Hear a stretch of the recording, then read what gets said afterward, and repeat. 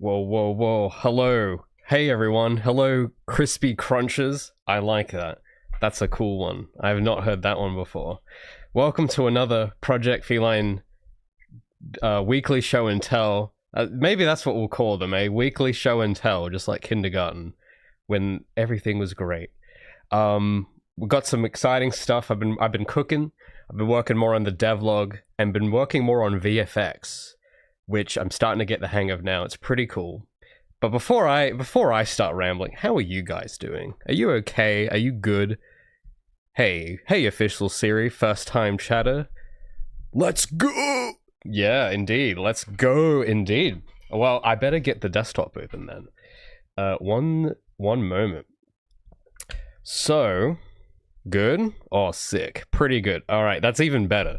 Good is okay, but pretty good is even more good. I like that.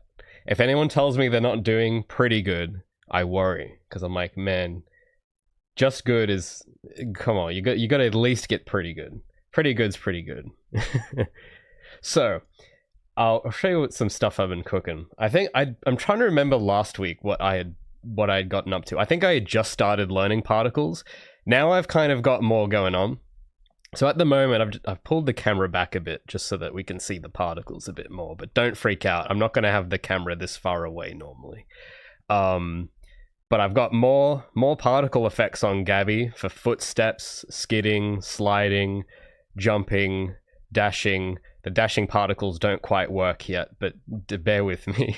So not all of them are working yet. Some of them glitch out sometimes, but we're getting there. We're making progress. We got more pretty goods in chat. Sick.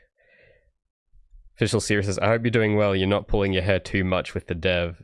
It gets hard. Yeah, I mean, look, I haven't gotten to pulling my hair yet. We're getting close. I think definitely last year I had lost some hair, probably. It's going a little better now, but it's just, you know, it's just when you've been at it long enough, you get a bit tired. But I'm trying. Every day, I'm getting up. I'm trying to do the best I can. It's all I can do, really. So, I try. But having people to show off the progress to does help. Having some feedback, so I'm not just in a complete void, is nice, I will say. Shadows on particles look bad. Okay, well, we're going to get to that, okay? We're going to get to it. What should I go through first? Well, we'll talk about the shadow for a sec while we're on the topic. So, okay. Don't laugh, okay? Promise me you don't laugh.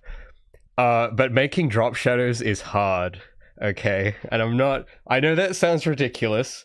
Let me show you what I've been doing, okay? Let me just look up something. Okay, to get this classic style platforming drop shadow, look, I thought it was a good idea, and I thought, yeah, let's do it. It turns out it's actually really complicated, okay? I thought it was going to be a quick and easy 1 hour, oh yeah, we'll just put it in there. But you can see that there's some problems with it, right? Some of you have aptly pointed out that it's casting shadows on the particles, which is not intentional. I don't want that. You might also notice on things like slopes, the shadow just kind of clips itself and like it just vanishes, right? And it turns out like accounting for all of those things is actually really complicated. So I'll show you the tutorial I've been following. The blob shadow. Because I know you're probably just thinking, oh, well, Ray's just needs to get good. He's just bad at this. But no, okay. Because the tutorial I'm following on this thing is like 20 parts long. Okay, and each part is like 30 minutes. Like, look at this. Okay, I'm not making this up. Okay, this is part of what I've been following. How to create a blob shadow in Unreal. Now, I assume this would be some like 4-minute thing of like, oh yeah, you just add it. Like, yeah, because like, I mean, if PS2 games had it, it can't be that hard, right? But if you pay attention to what's actually on screen here, we've got a 13-minute video, part 4. Okay, so this is not some quick and easy thing, as I learned, and this is part 4 out of like 20 or something. Okay, so it's, look, I'm getting through it. I thought it would be an easy thing, but it's actually not that easy. I know it seems like it's one of those things that it's just like, they've got part 5. Where's the... I don't know where the full playlist is. Part 8. And you notice how each of these parts is like... It is like 20 minutes? Part 7. Part 6. I don't know where the full playlist is. Does this guy have the playlist? Because look, there's probably a lot of ways to do it, but this guy's way looks pretty good. I don't think he's got the actual playlist on his channel, though. That's the thing. I don't know where to find the actual playlist, but the video... I've just been... In the recommended, it shows me the next part. And, like, it's not... Like, look at this. Part 7. 30 minutes. Okay, so... Look, I know there's a lot of problems with the drop shadow. I'm working on it. It's just... It takes time. It's taken a lot longer than I thought. But it's not my fault that this thing that seems simple is a thing that takes a 30-part tutorial series to do, okay? I didn't know it would be like that, but that's just, okay? Like, that's just how it is. There's nothing I can do about that. And I know there might be a simpler way to do it. Yeah, there might be. But if there's a version of it that's 30 parts, there's probably a reason. It probably means that the bits that aren't 30 parts long... It probably means that there is some compromise, because if anything can be done with that many parts, it means it's thorough. I know it's like it's time intensive, but it's thorough. And what I don't want is some half-done compromise thing that was rushed in like 2 seconds. So I want to follow this guy's tutorial all the way through and see where it goes, because so far it's like accounted for things I wouldn't have thought of. But I haven't finished all of it yet, because it's a lot of work. But for example, part of the advantage of doing it this way, it's because it's not... There's a few ways I thought to do it. There's a few ways that you would think. The way I first thought to do it was to have an actual object, like a flat plane with a texture on it. Few issues with that is that the texture, like... Because the more textures you add... I know it's not a huge concern with modern machines, but the more textures you add, that's like more file size on the game. And, you know, I don't want to have like a 1K or a 512 texture just for a shadow. It just seems a bit wasteful. And if you go lower than that, you don't know how it's going to look. If it's a sharp drop shadow, it'll look pixelated. If it's a soft drop shadow, it's probably fine. But you don't get any control over that, because it's a flat texture. Now, so what I'm doing instead, this is some, like, from what I understand of how this works, it's a material that's like projecting a sphere shape. It's doing it all mathematically and not with textures, which is the approach I prefer, because you get more control. And you'll notice that because it's done this way, I don't know if you guys can see it, but when she double jumps, the further she gets from the ground, the shadow gets smaller. So that's one thing you can do by doing it this way. If I just had a plane that followed her underneath with the texture on it, you couldn't resize it. Like, unless you wanted to code in something with a ray trace or ray cast, where it's like, depending on the distance of the ray cast, you shrink the size of the plane. Yeah, you could probably do that as well. But this way, it scales just as a function of how it's built. Because of the way it's built, it'll automatically just do that without me having to program that in. So I can double jump, triple jump, and the shadow will get smaller the further away from the surface I am. So that's pretty neat. There are some disadvantages, though, that I'm still trying to work through. And that's that if I do something like this... Sorry, the smoke particles are glitching out a bit. And that's that if I'm on an angle like this, you'll notice that the shadow is, like, visible. And it has this elongated stretch effect like this. However, if you were to do this the other way and have a plane, like an actual object, the shadow would then float above the ground, if you know what I mean. Like, you'd see part of the shadow... I don't know if I can, like, demonstrate what I'm talking about, but instead of going on the surface like that, the shadow itself would be in midair. That's the alternative compromise, is that the other way could be simpler and could be done in less parts. But then you'd have the object, the shadow object is like floating on the, like if you're on half the edge like this, I don't know if that makes sense, but you'd have like a flying saucer underneath her so that her foot here, there'd be a shadow under it and the shadow is not casting on, like it, you know what I mean? Like it would look weird. This also looks weird though. So that's the thing, is that I have confidence that if I continue down this way, I will find a way to fix these issues. But with a simple thing of a plane, I have no idea how to do that. I got no clue. So there's that. There's compromises you have to make. Now, there are some games I've seen where the blob shadow is just an object and it has that problem. And the shadow just, if you're on the edge of something, it just floats. I've seen that in some games. Some people might not notice it. Some people might. It's hard to say.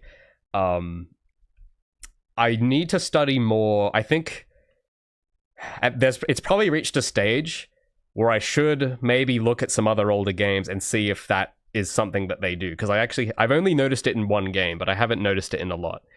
So I want to just look around a bit and see, because I know like Mario 64, that has drop shadows, but I haven't studied them in that game specifically, so I'm curious what that happens. I have, however, seen some games that also have this problem where their shadow elongates down like this. So it's a question, I guess, seeing that other games have had this in their shipped results, it tells me that there is not a right way and that I have to decide what compromise I want. But I don't know. I have a feeling that if this tutorial was so thorough, I have confidence that in part 30, it'll probably go over this. Because why the hell else would it be that long? That's sort of what my logic is that if the tutorial is so thorough, it has to be thorough because it's covering these edge cases.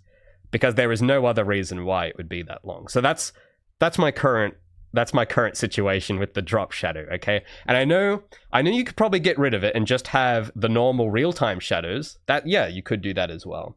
But I have had a lot of people write to me saying that they want the blob shadow for platforming reasons, which I agree with. I think it's reasonable to want a blob shadow, especially in some of the levels I'm going to be doing. Like if we go to the lab level real quick, especially with the kinds of materials I'm using, having the blob shadow solves multiple problems. So I agree that it is a good idea. It's just the you know, like when you have the idea and you go, oh yeah, this sounds like a great idea, but then it's like never that easy. Like that's just been my experience, where it's like every time I try to do anything, it's always like 10 times more complicated than I think it's going to be.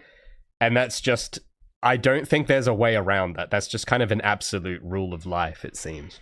So is Mario 64 is just a texture plane? Oh, cool. Okay, because I don't know how they do it. I just know that the shadow exists. Because there's other ways, like a decal or something. But I don't know if what my method is like the same. But yeah, we can investigate that. Real quick, sorry, I missed your message. Official Siri, I have a question. If it isn't too annoying to ask, I've heard you mentioning VAs. I wonder if you are actively looking for one or more voices. If so, I'd like to know if I can apply. Good question. We've talked about voice acting. That's actually come up quite a lot recently in the streams. And look, I've given some thoughts on it. Like, I get, it conforms to the rule that I just said, is that whenever you want to do something, it's always 10 times more complicated than you think it is. I don't know much about voice acting. All I know is that I know enough to know that it's more complicated than I think it is. Because I don't know, because there's levels of quality. And this isn't, like, with this answer, because I'm just trying to be thorough with this, because this is a good question, and I get asked this a lot, and every time I get asked it, I try to have a better answer each time. And I don't know if you guys have observed this, but a lot of indie games want to also do voice acting, and they do it because their favorite game growing up had it, except if they don't actually know what they're in for, then it usually comes out sounding bad. And this isn't meant to be like a derogatory comment on voice actors or anything. I'm sure they're doing their best. But I know that there are levels to this. And the levels that everyone is used to hearing in the classic games or AAA games, that's like the cream of the crop.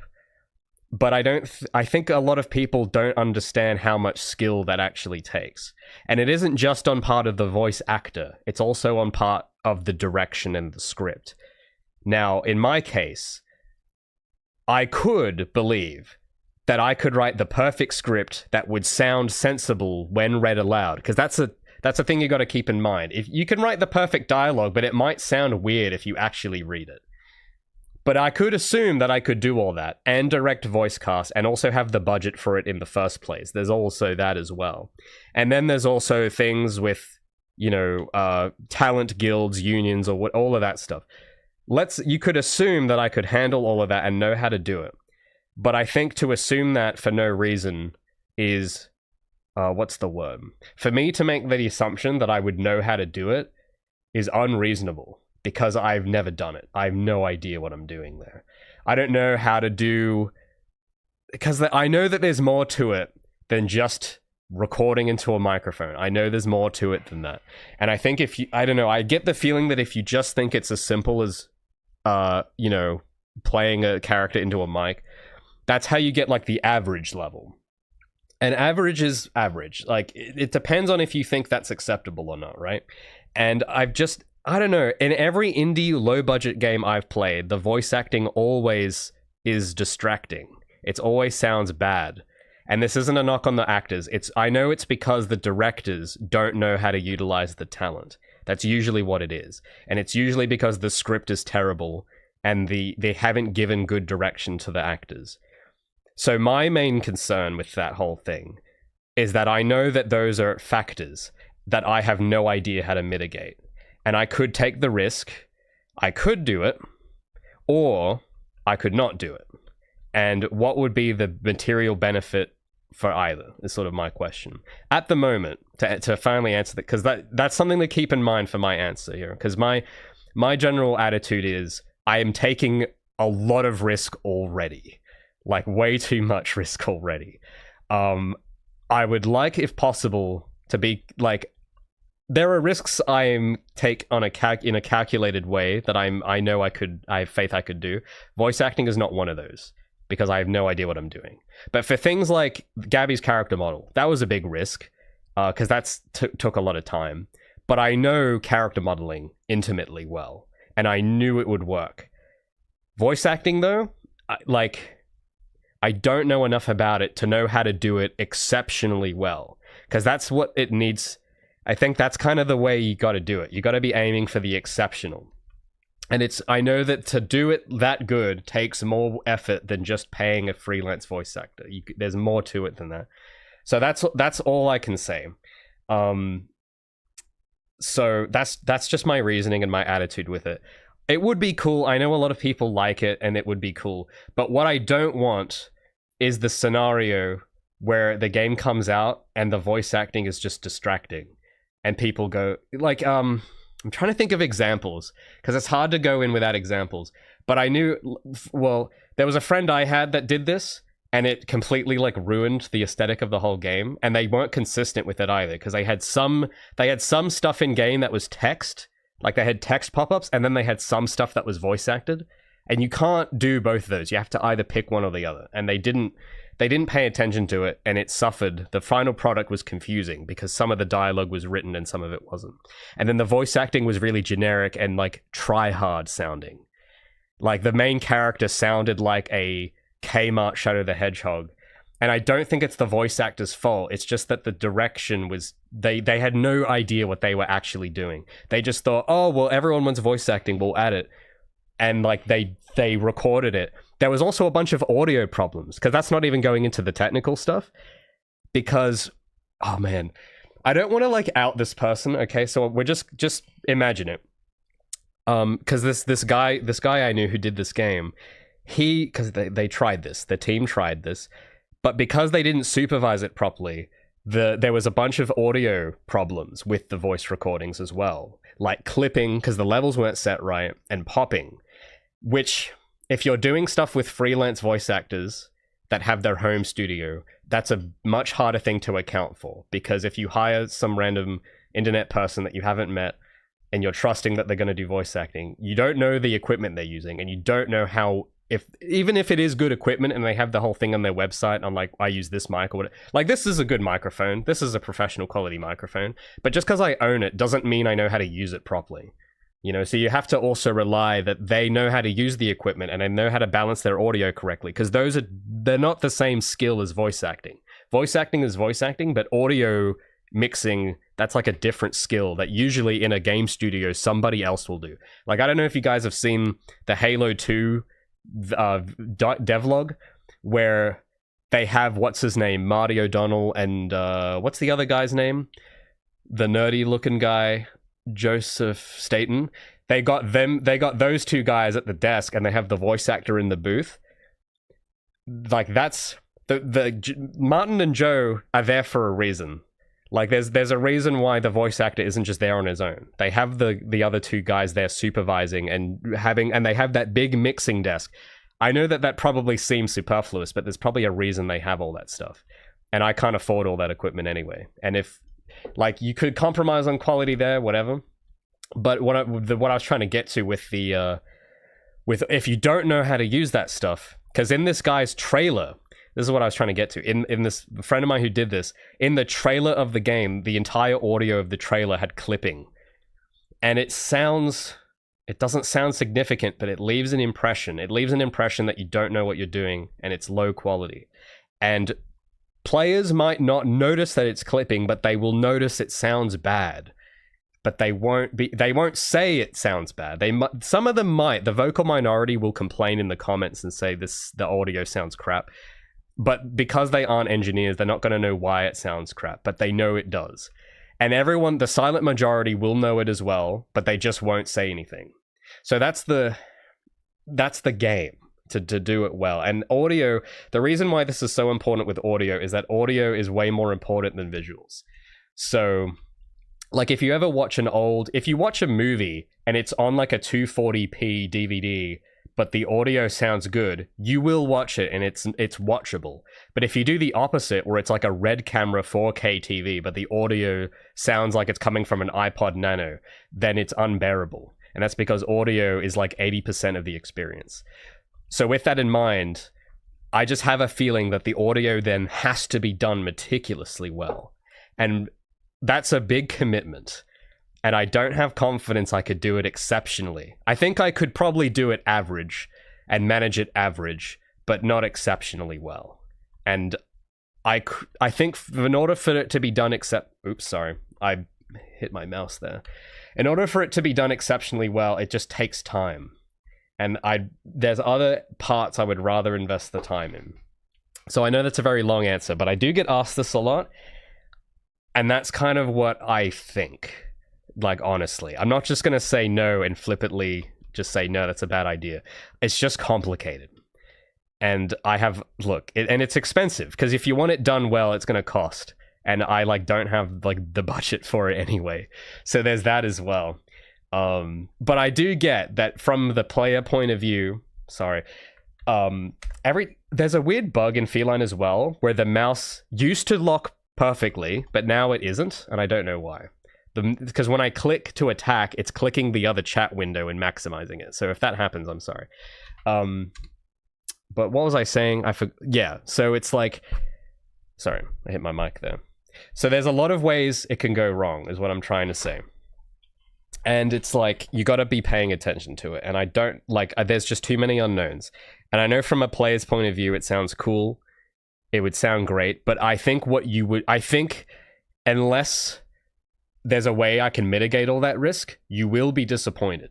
That's what I know will happen, is that if I don't do all that right, if I don't manage it correctly, which, as we've seen from my last video, management is not just a thing you automatically do perfectly. Management is a whole other thing.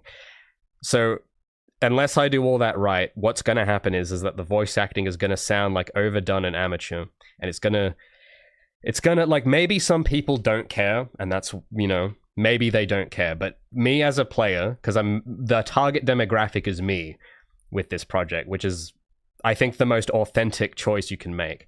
And if I authentically, as a player, get bothered by subpar audio, then I'm going to act like so will my audience and my players, because I'm relying that they're going to have the same preferences and taste as me. And I think I know that might seem like you don't have to do it that way, sure. But I personally would rather do my preferences, because it's just more authentic that way. If I try to do what I think other people want, it's just not gonna... That's how you get lack of soul. That's what happens.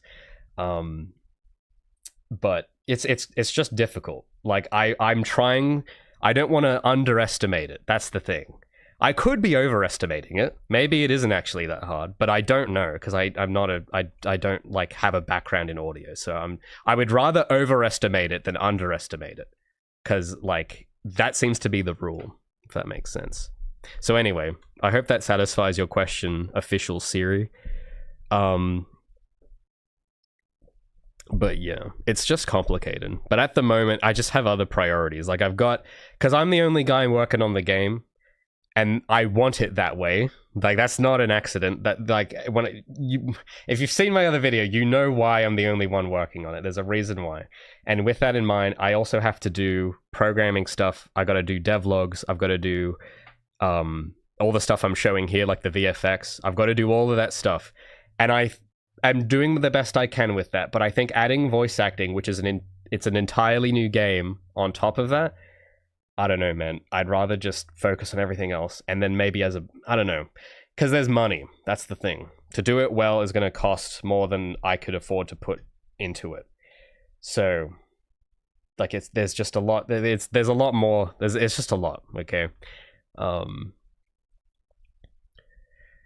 But in terms of things like efforts, because that's something people have asked about, because I know that you want at least a little something. Someone last week asked if you're going to have grunts and efforts and things. With that regard, the way you can mitigate risk is by using pre-done vocals that already exist. And I actually do have some of that in the game already. So if we go to... I don't know if it's going to do my desktop audio. I'll try and do my... I'll try and enable my desktop audio for a sec. Because I do have some vocal effects already, and I'll show you what I mean.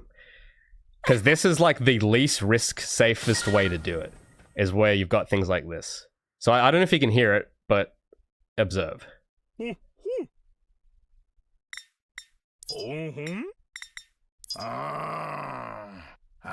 So I'm just gonna skip through this. I've just got some test dialogue here to just mess around with, and stuff like this.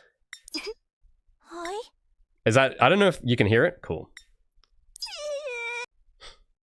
I love this little dialogue tree, by the way. But you see, this already works. This doesn't require, like, this won't go wrong. This thing I've just done here, this has already been programmed. The system is already there. The assets are already there for it. It's conservative. Like, it's a conservative, safe risk. And this cost me like $50. And it does the job. So that's not obviously the attitude I'm taking with every part of the game. But because I know audio is so complicated, that's the best I can do in terms of like budget. And yeah, I've got this little text box here as well. And Gabi has a little effect. And my attitude is, I have a feeling it's a good idea to do a lot with little. Because I have this feeling, just intuitively, that if you can't make this interesting, like this little thing I've got here, where the vocals are just these pre-recorded efforts that I've just licensed from somewhere else. Because that's the thing, by licensing it, I don't have to deal with all the other risks of making sure it's recorded properly, that the equipment is set up, that there isn't any peaking in the audio, that it's all the audio files themselves are cataloged and named properly. Like, those problems are now gone because someone else has already taken it upon themselves to do it. And that's why I would much rather use the most I can with licensed materials first. And this is what a lot of professional studios do with other audio, by the way. So for things like sound effects, explosions, you know, most games use just stock sound effects for those things, right? Like some games like Halo will have the dedicated audio guys. Yeah, that's the exception though. Other games like Mario 64 or even Sonic or Jet Set Radio or whatever, because I've studied these things, they use like the Hollywood Edge sound effects pack. They all use the same one. That's the thing that's really funny. And you can recognize sound effects between those different games. And in other mediums like TV. I was saying maybe a few months ago when we were streaming Gabi's model, I found this massive treasure trove of like this Hollywood Edge sound effects library that are used across a bunch of shows like SpongeBob or Sporticus or X-Files, and they all source them from the same sounds because it's just cheaper to do it that way and it's less risk. So that's kind of the attitude I'm taking with a lot of things, just out of necessity.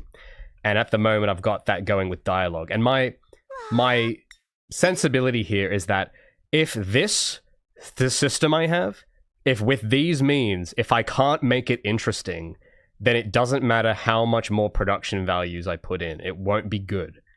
Does that make sense? I don't know if that makes sense. Because I know everyone likes to get impressed by high production values. But the thing is, I want to know if I can make a good story with just this. Because it has been done. But I haven't done it, which is the thing. If I can't even make it good without any voice acting or without production values, then it won't matter if I even go ahead and do those things. Because of the underlying source material, because that's the other thing, it isn't just about the technicals, it's about the subject. It's about the actual subject matter and the writing. If that isn't good, it won't matter. And it's less risk and more iterative for me. Sorry, I hit my mic. It's less risk and more iterative for me to use these tools at the moment to craft dialogue and things like that. Because if I decide that the wording choice is bad, or if a certain line doesn't hit, whatever, you can just go and retype this and it costs nothing. But if you do that with a voice actor, you now have to pay them to go and re-record that line again, and you get locked in. So if you make a bad decision early on, and you don't notice it until after it's recorded, that is now going to be a bigger problem, because that's going to be more costly and be a bigger problem to change. And that's just those. I don't think those are a problem if you're experienced and you've done this before and you've written a story before. That is not a problem at all, because you'll have a better sense of what is good before you even get to recording. But that's not me. I have to assume that I know nothing. And with that in mind, you got to be conservative. So that's sort of the... Anyway, I know that's an extremely long answer, but it is interesting, and I have given it a lot of thought. So I hope that kind of answers it. Thanks so much, Fox8, for the 20...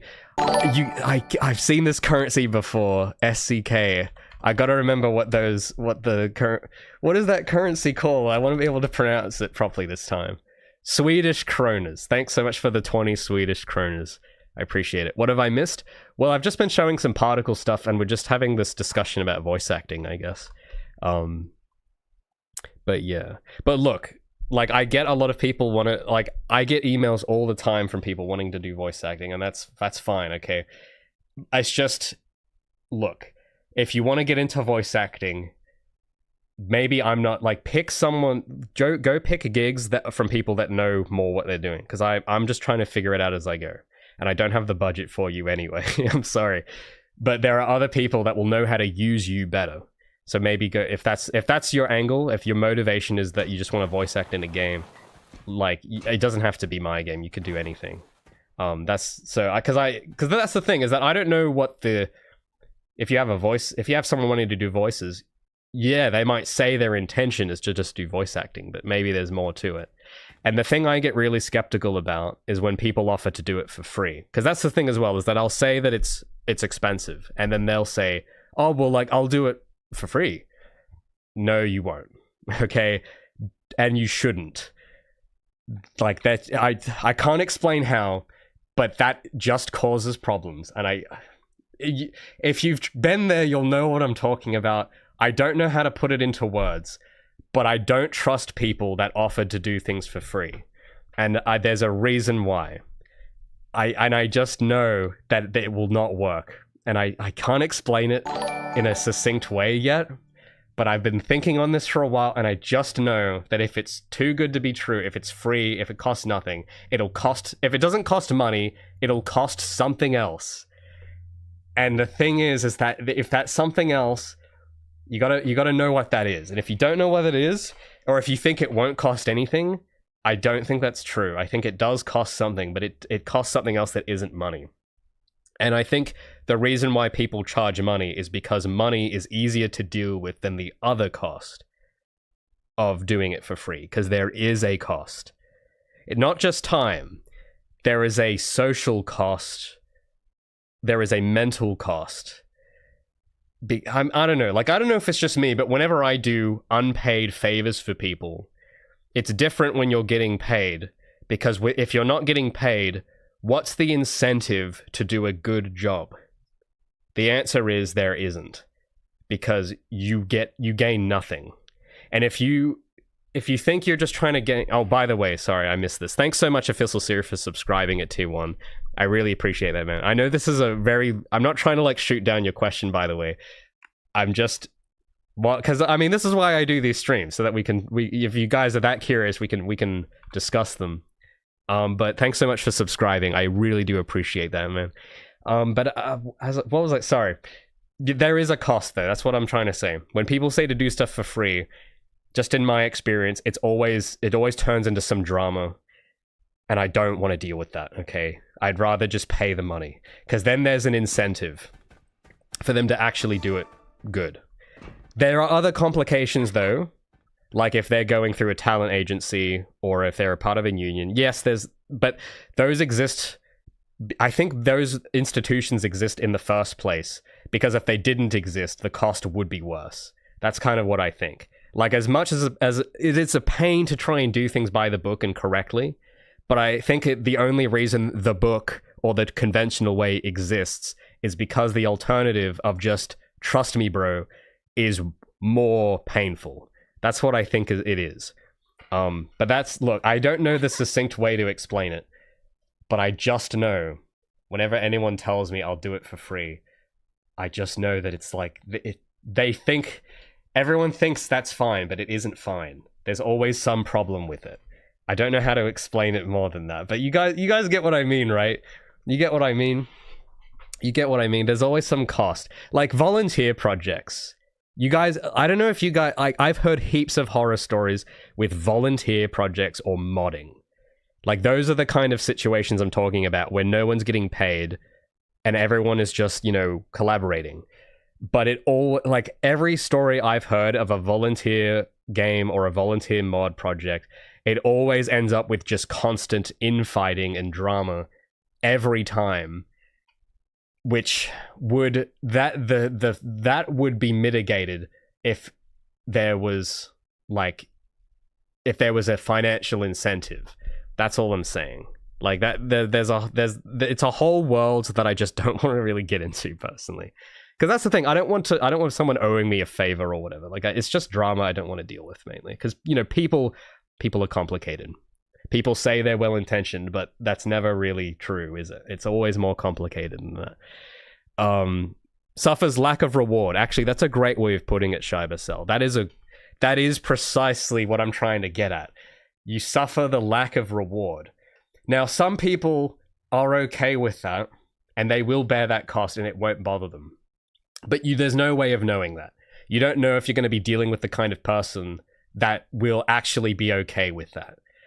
Because if it were me, I wouldn't be okay with it, and there would be a building resentment if I was working without a reward. Like that lack of reward, and it would probably be fine for like the first honeymoon phase when the work is exciting and new, but when that wears off, and if there's nothing else besides that it's novel, that's when that cost of lack of reward becomes apparent, right? And you start thinking, well, why the hell am I bothering with this? What am I getting out of it? And then it just turns into like fighting and drama. It always happens. I've seen it happen to other people. It's happened to me. And I know it's well-intentioned. And that's the thing that makes it so tragic, is that it's always well-intentioned. So it's not that it's like they're deliberately trying to be difficult, but it's complicated, okay? People are complicated. The reward is that you worked with Raymond. Well, look, I think that's what people think as well. Because I have had people write to me saying, I just want to get to work on this thing. But I don't understand that. Because I'm just some guy, okay? I'm not, working with me is not a reward. I don't know why everyone thinks it's a reward. It's really not. You're just working for some stranger. Can we just be real about this for a second? The reward is that you're working for some stranger that you haven't met, that you don't really know that well. You think you know them because you've seen their videos, but that isn't real though. That's just what you've seen. That's a limited set of data. And when you work with people, it gets complicated, right? And it's just, I don't recognize that as a reward, okay? Because the only reason I'm working with myself is because I have some autonomy. I can control what I'm doing. I can control myself. If I mess something up, I have control to fix it. I have autonomy, and I have the ability to steer the ship. but if I was working for free for somebody else, then that factor that makes it worth it for me is not there. And it's just, I don't know.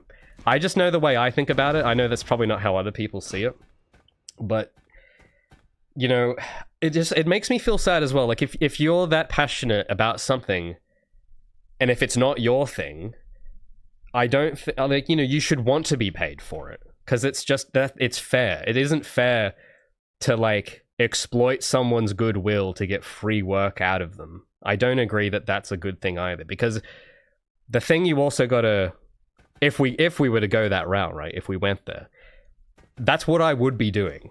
Even though if you're okay with that, whatever. But that's what I would be doing. I'd be exploiting you for free work. And I don't like that. I'm not comfortable with that. If you're I don't care if you're comfortable with that.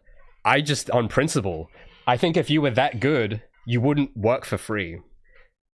Like, you would have the courage to at least charge something. You would have the self-respect to not give away that for free. Because, you know, exposure is not worth anything. Like, I think we all know that, right?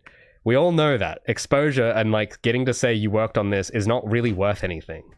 Like, I know people like to pretend it's worth something, but I don't know, man. Like, going to the, I don't know, like, telling your landlord that, oh, I worked on this game. Like, that's not going to get you anything. It's not going to, you're not going to be able to buy food with that. You know what I'm saying? Like, it's just clout, but it's not, that's it. It's like kind of an inflated currency that doesn't really amount to much. So that's what I'm trying to get at, is that, you know, it's complicated. We can probably just summarize it by just saying it's complicated, actually. But you get what I mean, though, right? You get what I mean. I know I do a terrible job of explaining it, which is also why I just want to be conservative with this stuff, because I don't, even if I was to go there and try to explain to someone what I want, I'm not good at explaining what I want. I can notice it and hear, but I don't know how to explain it. So I don't know. I hope that all makes sense. I don't know if any of that made sense at all, but you get what I mean, right? You get what I mean.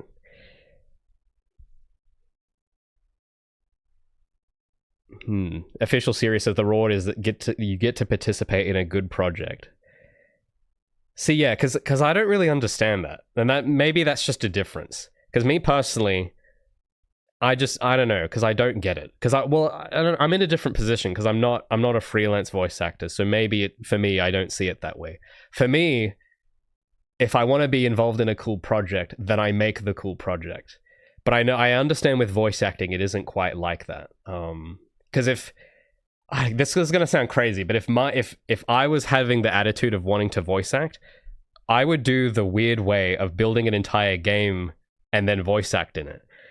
But I know that that's probably not most people. They don't want to go and do all that stuff, and I don't blame them. It's complicated. But anyway, Wes says it's the longest answer I've heard so far. Yeah, I know. Because I get asked it so much, so every time I get asked about it, I keep thinking about, like, why do people keep asking me this? Am I not explaining it well enough? Is there a better way I could explain it? And I keep trying to think of, like, I don't know, because I don't want to just do it thoughtlessly, right? You don't just go in naively thinking it's all just going to work for no reason. You gotta have a plan and it's got to be intentional, right? You got to be doing it mindfully. You got to wash the bowl. You got to be the artist intent with it. You don't just go into it thinking naively it'll just work, because that's how you guarantee it doesn't work. I've seen people do that. But yeah. Oh, I just never heard an answer from VAs. Oh, no, don't be sorry. Look, I get asked, I'm fine answering, because it gives me, every time I get asked it gives me another go. It helps me improve my answers. So don't apologize for asking questions. That's fine. It's just that, you know, I know it's something that people seem to care a lot about. So I'm trying to make sure that I'm not, like, being stupid with it. So I try to really think about it. But it is a good question. But yeah, for the moment, look, there's a lot on my plate, which we'll get into next. I'm going to show you everything else. There's just a lot going on. And I know that I'm not good enough to handle that perfectly. So I'd rather not do it than do it badly, if you know what I mean. So that's kind of at least from my point of view, that's sort of that's the main primary thing. So with everything else, like I mean, hell, like even the drop shadow, as we were talking about just a while ago, because that's the thing is that the way I see this whole voice, whatever, like any task, it's a lot like the story so far with this drop shadow. You look at it and you think, oh yeah, that'll be easy, and then you realize that it's not easy, and it's like, oh well, damn, this was way harder than I thought. I wasn't prepared to deal with this. And there's so many edge cases I didn't account for. And sometimes I can guess those things. Sometimes I can't. With the voice, with the shadow, I miscalculated a bit. I didn't think it would be this difficult to get the drop shadow to behave, which I still haven't gotten yet. And this is just the drop shadow. Like, this is something that sounds so simple, right? And if that's this complicated, like, you can just extrapolate out and think, well, if just getting that is that hard, you know, everything else is probably going to be really hard. And I think it's just safe to assume that that's true, because usually you end up being correct most of the time. So that's, yeah, as Voldev says, that seems easy. It was not easy. Game dev in a nutshell, precisely. Do you think if you had a good experience with the last guy, you would be more positive to work with others? I don't know. I honestly don't know, man. It did give me a lot of... See, that's the thing as well, because that's another example of that story, where it's like, oh, well, yeah, we'll just hire someone.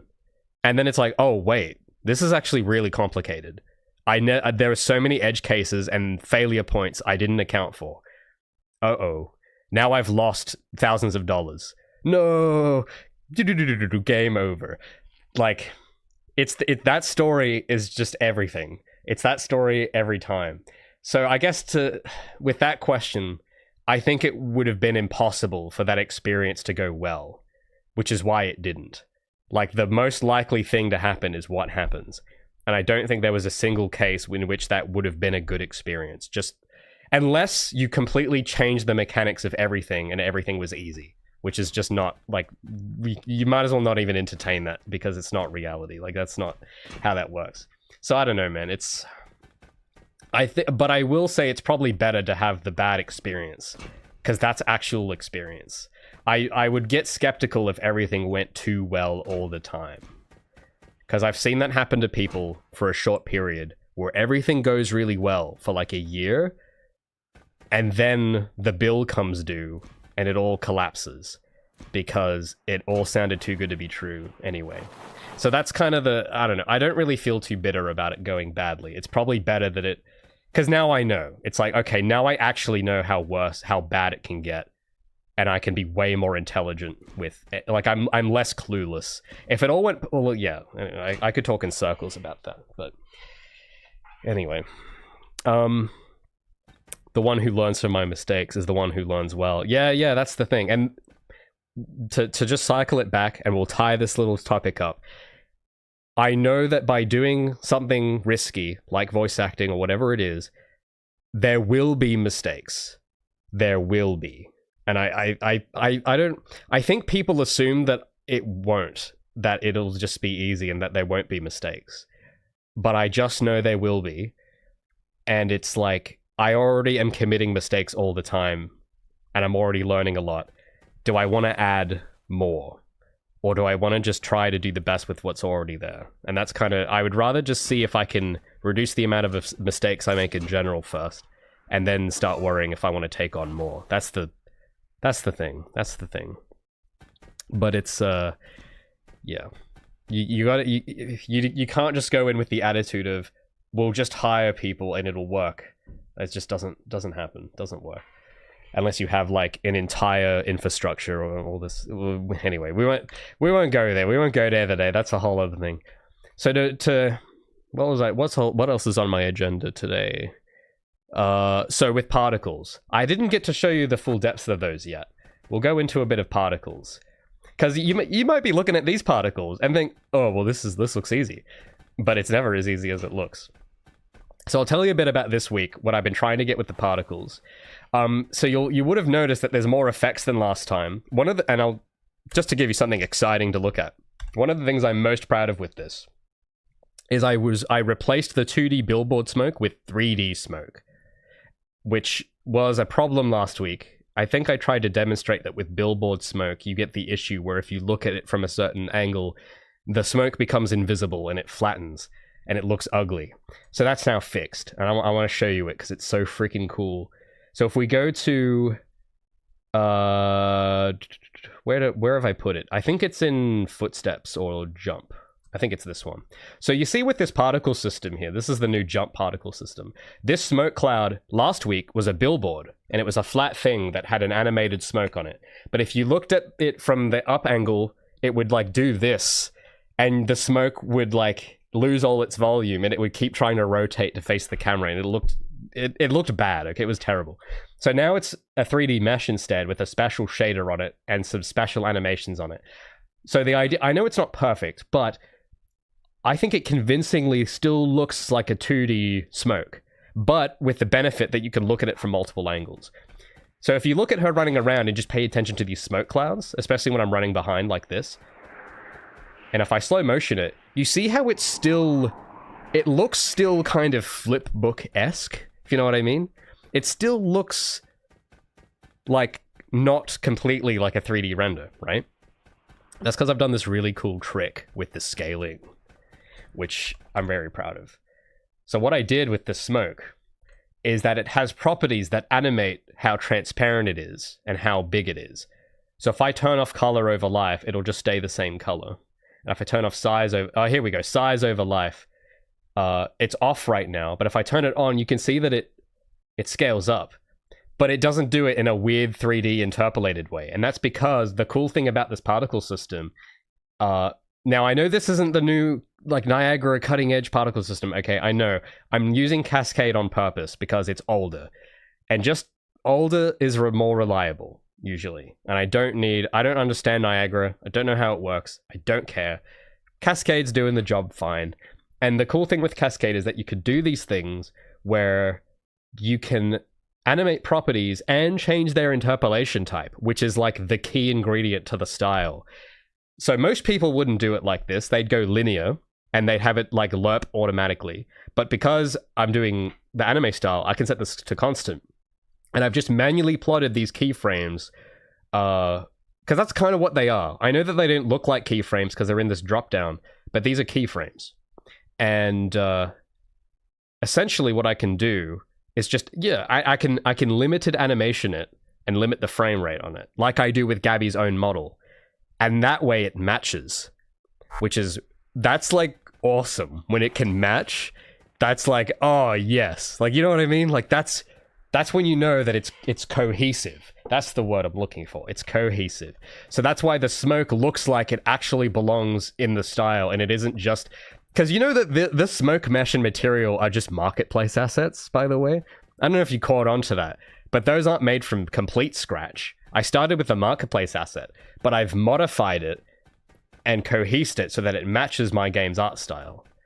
So I'm sorry, guy. I'm an asset flipper all along. Got him. But I mean, that's kind of that's what happens when you what's the word? When you exert dominion over what you're doing. You can get cool stuff like this without having to do it all from scratch. So keep that in mind. I know I keep saying I like being a solo dev and whatever, but it doesn't mean I have to do everything from scratch.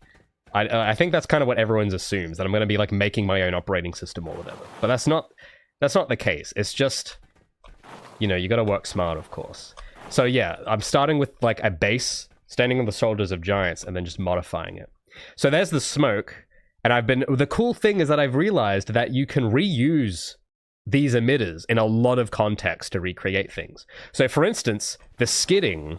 So when I don't know if you guys know about this, but I added this new functionality maybe a month or so back, where if you 180 Gabi's movement, she'll skid on the ground and then redirect her momentum so that you don't like completely get punished for steering. And it works with the dynamic momentum system as well. So if I gain a lot... Hold on, sorry, my mouse just... I moved my mouse way off my mouse pad there. I was a little too excited.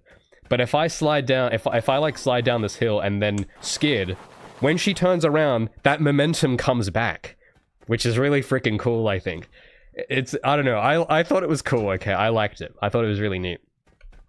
So it isn't just like a complete punishment for just turning around. It'll restore some of that momentum. But when she's skidding like that, it's using the same smoke particles as the footsteps. And that's what's so cool about it, is because I don't know how the other particle systems work, but because this is all modular, you just have, like, every particle system is made up of these modular emitters that you can use interchangeably between other particle systems. Because it's built like that, you only really need to make like 5 emitters in total and just recombine and reuse them. And it just saves time. And it's really freaking cool. This is why I was a bit apprehensive with particles at first, because I didn't know how to do it. But now that I know that it can be done this way, it's like, oh, okay, now I get how much work this actually is. Because on the one hand, it's a bit complicated, but once you know how to reuse and do it smart, then you go, oh, you have that relief where it's like, okay, now I know how to approach, like if I want to make a new particle, I know how to approach it. I'm not just going in blind now. So here are some other particles I've been setting up, reusing some of these elements. So I've got the same smoke, but I've modified it a bit to be more, the scale to be more varied. And then I've got a few other emitters as well. So for things like footsteps, I've got this little because I have the clouds, and then I have this little splash as well. Now this splash is again animated with the same principles as the smoke, so that it scales and it's interpolated manually. But there's also, this is really simple. It's literally just a cone mesh with like a texture on it. That's it. So if I turn off the material, it's literally just a triangle being squashed. It's pretty cool.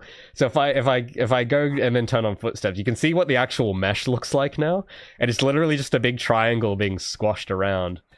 But when you put the cool like material on it, it looks like a little boost thing, which is pretty cool. So I'll turn that back on, and that's how I get these little splashes with the footsteps. And it looks like I might have turned off the smoke by accident. I don't know, but yeah, these little like these little things. So the trick next that I've been looking at in the background is getting footstep sounds that match the visuals of this. That's sort of what I've been looking at next. Because one thing that would be really cool, I do have footstep sounds at the moment, but they don't, I don't know, I don't think they sound like 100% amazing. Something a bit more stylized, maybe, I'd like to try and look for. But something like, I don't know, I can just sort of, in my head, picture the sound, where she's like, as she's running around, right? And, because the sound of her footsteps is going to matter a lot. I've got to make sure that that matches, because that's going to be what you're hearing constantly when you're playing the game. So I've got to keep that in mind. So I'll turn the smoke back on, and then with the other things like oh, real quick, just let me undo my desktop audio, because I can't hear when I broadcast my desktop audio, I can't hear it. So if there's been any alerts, chat alerts or stream alerts, and if I've missed them, I apologize. I've had my desktop audio muted. So let me just check that real quick before I show you the next thing. Okay, it looks like there's no notifications.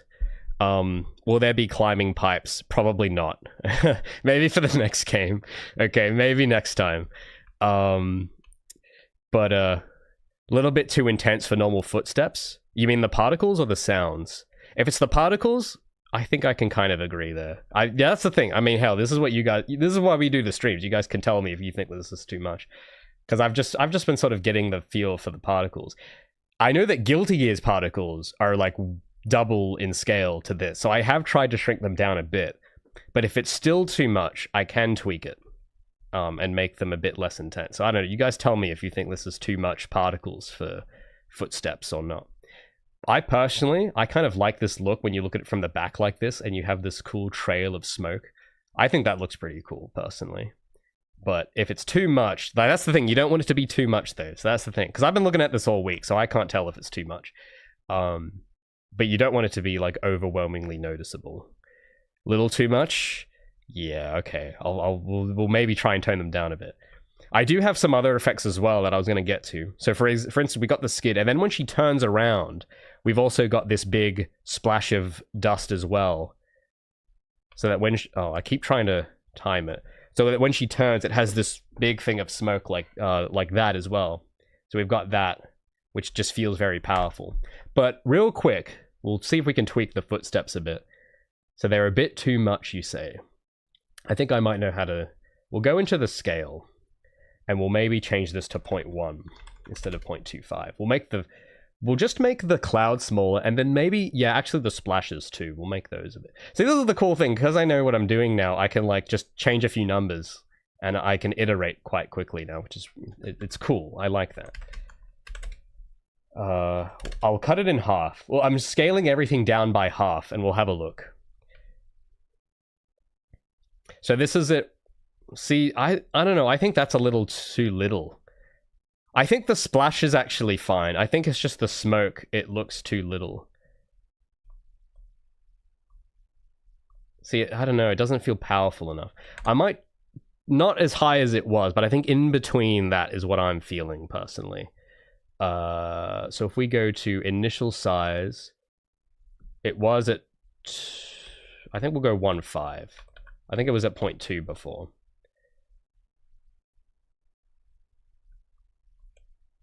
Change smoke only, okay. Yeah, because now the splashes, yeah, we'll rescale the splashes back up a little bit. Yeah, because I think the splash really gives you the... Because the smoke doesn't...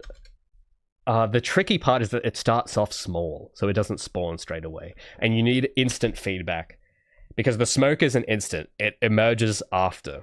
But when she hits her foot on the thing and when you hear the sound, you have to have an instant burst of something, which is the splashes.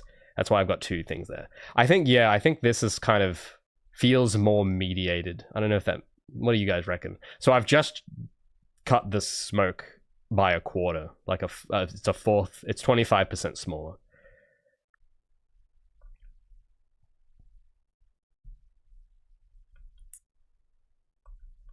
Could you turn the opacity down? Unfortunately, no. Technically, the opacity is being turned down already, but the way the opacity works, it isn't like the opacity you're thinking, where it fades the entire thing. The opacity, you notice how the smoke starts solid, and then the outline, it's like only the edges by the end? That's what the opacity is doing. So the opacity is already being used. And in the reference I've been looking at, in anime smoke, it is always solid. It is never it's never translucent, ever. So, because that's the thing, because I had the same thought, where I was like, oh, I'll just change the opacity to 0.5 so it doesn't look as intense. I think because I think the reason you would want to turn it down is because the white is too intense, right? I think that's what the real problem is. In which case, then, I think the solution would be trying to recolor the smoke to be gray instead of white. But in terms of transparency, due to the limitations of the material, we can't do that, because it's already, you see the big clouds here, right? How it starts solid and then it fades to the edges. That's, if you made it more transparent, that's what it actually does. It doesn't actually make it transparent in the way you think. That's kind of what I'm trying to explain.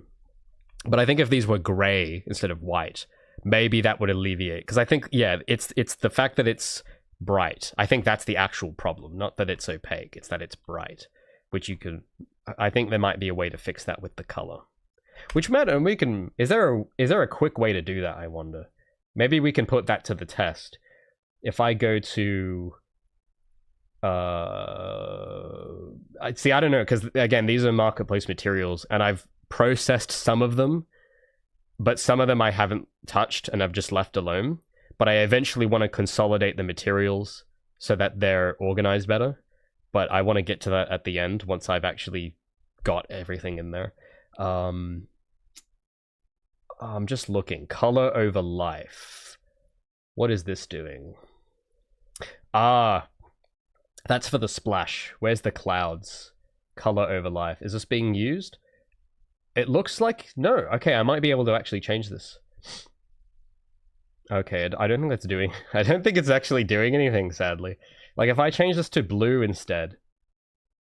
Yeah, that's not actually doing anything. So I'll have to, like, modify the material to make that possible. Because I was trying to just recolor the clouds to be, like, gray. But the material doesn't let me do that. It uses color for something else. So I will keep that in mind, though, as, like, a thing to work out at some point. Yeah, because you have to like change the color through here, and changing it to anything that it doesn't do anything. Because the tricky part is as well is for things like the sparks or the splashes, the color is a bit weird with those because it's using the actual texture doesn't have color, it's using color channels. So there's a complicated way you've got to do it to change the color. I don't remember. I know we showed it off on stream last week. I can't remember it personally, but I know that last week I showed it off and we looked at how it was actually made. I just don't remember it right now, but it'll come to me. But yeah, so I think the smaller smoke on the footsteps definitely looks cool. Alex640, thanks so much for the 25 Ron. What is that? What is Ron? I searched it up and it has Ron Weasley. Thanks for the 25 Ron Weasleys. I appreciate that. You're a legend, man. Thanks so much. Epic. What currency is that? Romanian. Okay, Romanian dollars. A lot of interesting currencies today. You guys are educating me about the world with all these cool currencies. Grey would look bad in Coesta's opinion. Oh, try sampling the ambient light. Oh, yeah. That would be smarter, but more complicated. That would be more complicated. Because I have to find some kind of way to... Because I don't know how to do that. But I agree it would probably match... Because, yeah, if it's all just grey, it wouldn't match the scene. I get what you're saying. So I just gotta... Yeah. I'll look into that a bit later. Because there's still some particle... Because here's the fun part of my week. Because I've shown you the cool stuff. This is the stuff that's fun. Now I'm going to show you the stuff that isn't. Bear with me a second. So you might have noticed, some of you, if you've been paying close attention, you might have noticed this already. But I'll repeat this bug. So you notice how some of these particles are burst? Like when she footsteps, it bursts and plays a particle straight away. Some of them are not. So if I have the sliding, for instance, that plays on a loop. Like she has this sort of slide effect. That plays on a loop. It isn't a burst. And like the skid effect, when she's skidding, that's on a loop as well. And same with grinding. I'm just reusing the skid particles for the grind at the moment, but I want to change this to be some colored flash with sparks, like metal sparks instead of clouds. I haven't gotten to that yet, but I've got it looping. Now getting that to actually do that, it's the same story. It looks easy. It looks simple, but it actually isn't. This is like the story of my whole life, man. Jesus Christ. But yeah, it looks simple that it's, oh yeah, when you go, the particle just plays on a loop, obviously. But no. Here's the why it's a bit more complicated. And maybe someone in chat might know a better way of doing this, and they can correct me. But here's something I've observed with Unreal. So if we go to how I've actually got it to play the burst particles, that's really easy, okay? That actually does look as easy as it is. So if we go to like Gabi run, if we go to look at her animation, see, this is the part I loved because it was so simple. Because with these burst particles, like the footstep that play once, you don't have to program anything.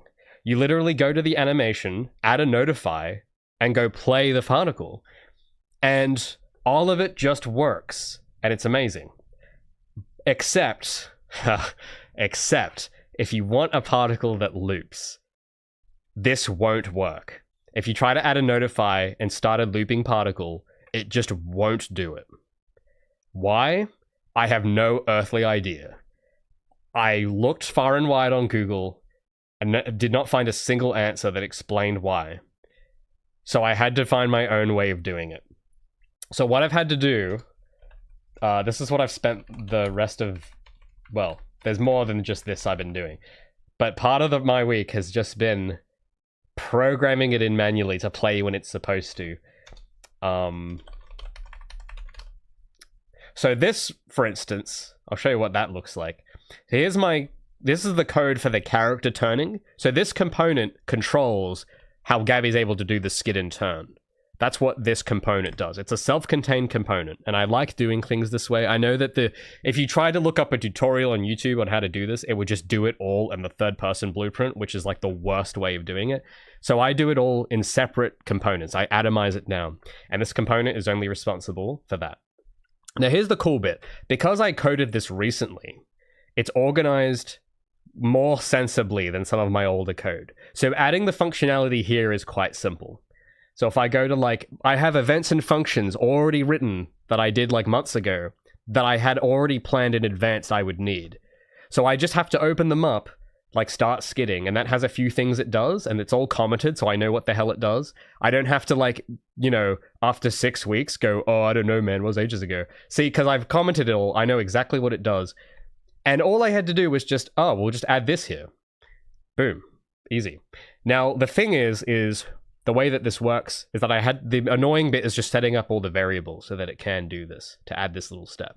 So what I've had to do is in the skidding, there's a bunch of variables here for the emitter itself. Because what I'm actually doing, now I don't know if this is the right way of doing it, but I couldn't find a right way of doing it. So I've just tried to work this out myself. So what I've tried to do is, the way that this works is that when you attach this component to a character, which it is attached to Gabi, when the character is initialized, it spawns an invisible particle system at a specified spot.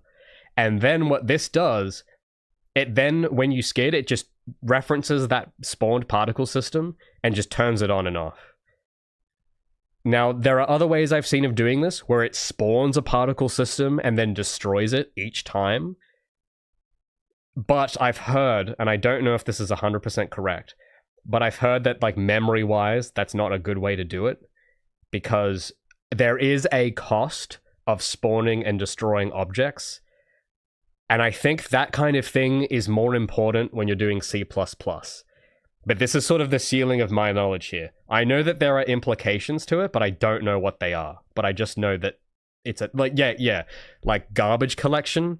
See, I know that that's a thing, but I have no idea what that actually means. I just know that it is happening, but I have no idea how it works, why it works.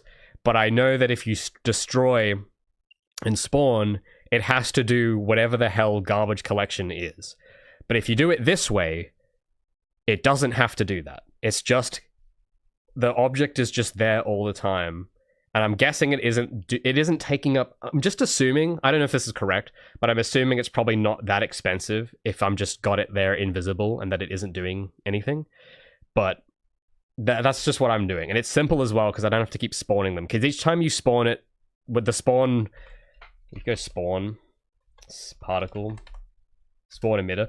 You see how it has like more things you have to worry about when you spawn it? So I don't want to have it to keep doing that every time you turn. I only want it to do it once, because this is obviously a more complicated thing to do than just turn something on. So I'm just spawning it once, turning it on and off. That's sort of my method of doing it. Look, I don't know if it's the perfect way of doing it. I kind of don't care at this point. It does work, and I know that I've tried to be conscious that it's not doing anything weird in the engine, in the backend. And this is, yeah, look, because I'm not a programmer, so this is kind of like the limits, the ceiling of my knowledge with what I'm aware of. I could, you know, do a 5-year CS degree and learn how to be a C++ pro, but I just don't have time, or, you know, $40,000. So that's like, that's the best I can do. And I think it's pretty all right. I think it's okay. It seems good. It's not breaking, except in this one case. This is the only thing. And the only tricky part is, and this is not a result of the implementation. This is some other mistake I've made at some other point.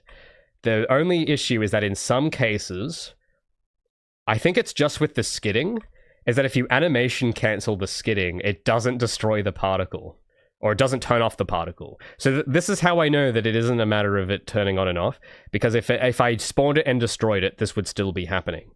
There seems to be something that's skipping the event that tells when you animation cancel the skid, it skips something it's supposed to do, and it doesn't turn off the particle system. So you get this, which is, I mean, it's pretty funny, but it's not intentional, obviously. This is actually a bug and not a feature. I know, that's probably That's probably the only time a game developer has ever said that. This is actually not a feature, guys. This is not a haha funny moment. This is actually a bug. So it's probably simple. I just haven't gotten around to finding that point yet. And once I get all that working, because I've had to then go and implement this in the grind system, in the character wall running system. So I've been having to go back in some of my older systems, which aren't organized as well, and add them there. And that's been a little bit of a pain, but I only have to do it once, so it's okay. But then once that's all there, I just have to make sure that there isn't some weird thing where I can skip or animation cancel something and break it. That's the only thing I gotta make. So at the moment, I've only noticed this happening in this case, where it's the skid. And I haven't seen it happen anywhere else, but I have a feeling it will happen somewhere else. So I'm just trying to be vigilant in case that does happen. Hopefully it shouldn't, but you know, you never know. It's never that simple, right? So I can't connect my rig to the Unreal Animation library, says PK Trigger. Yeah, I've never touched the Unreal Animation library. I've never gone anywhere near that, so I don't know what to tell you. But yeah, do you have an animation system, or call them when needed? I don't know what you mean. Like, wouldn't calling them be an animation system? Unless this is some new Unreal 5 thing. I'm not familiar with the animation system. That's a good question, though. I just have no idea what... I don't know.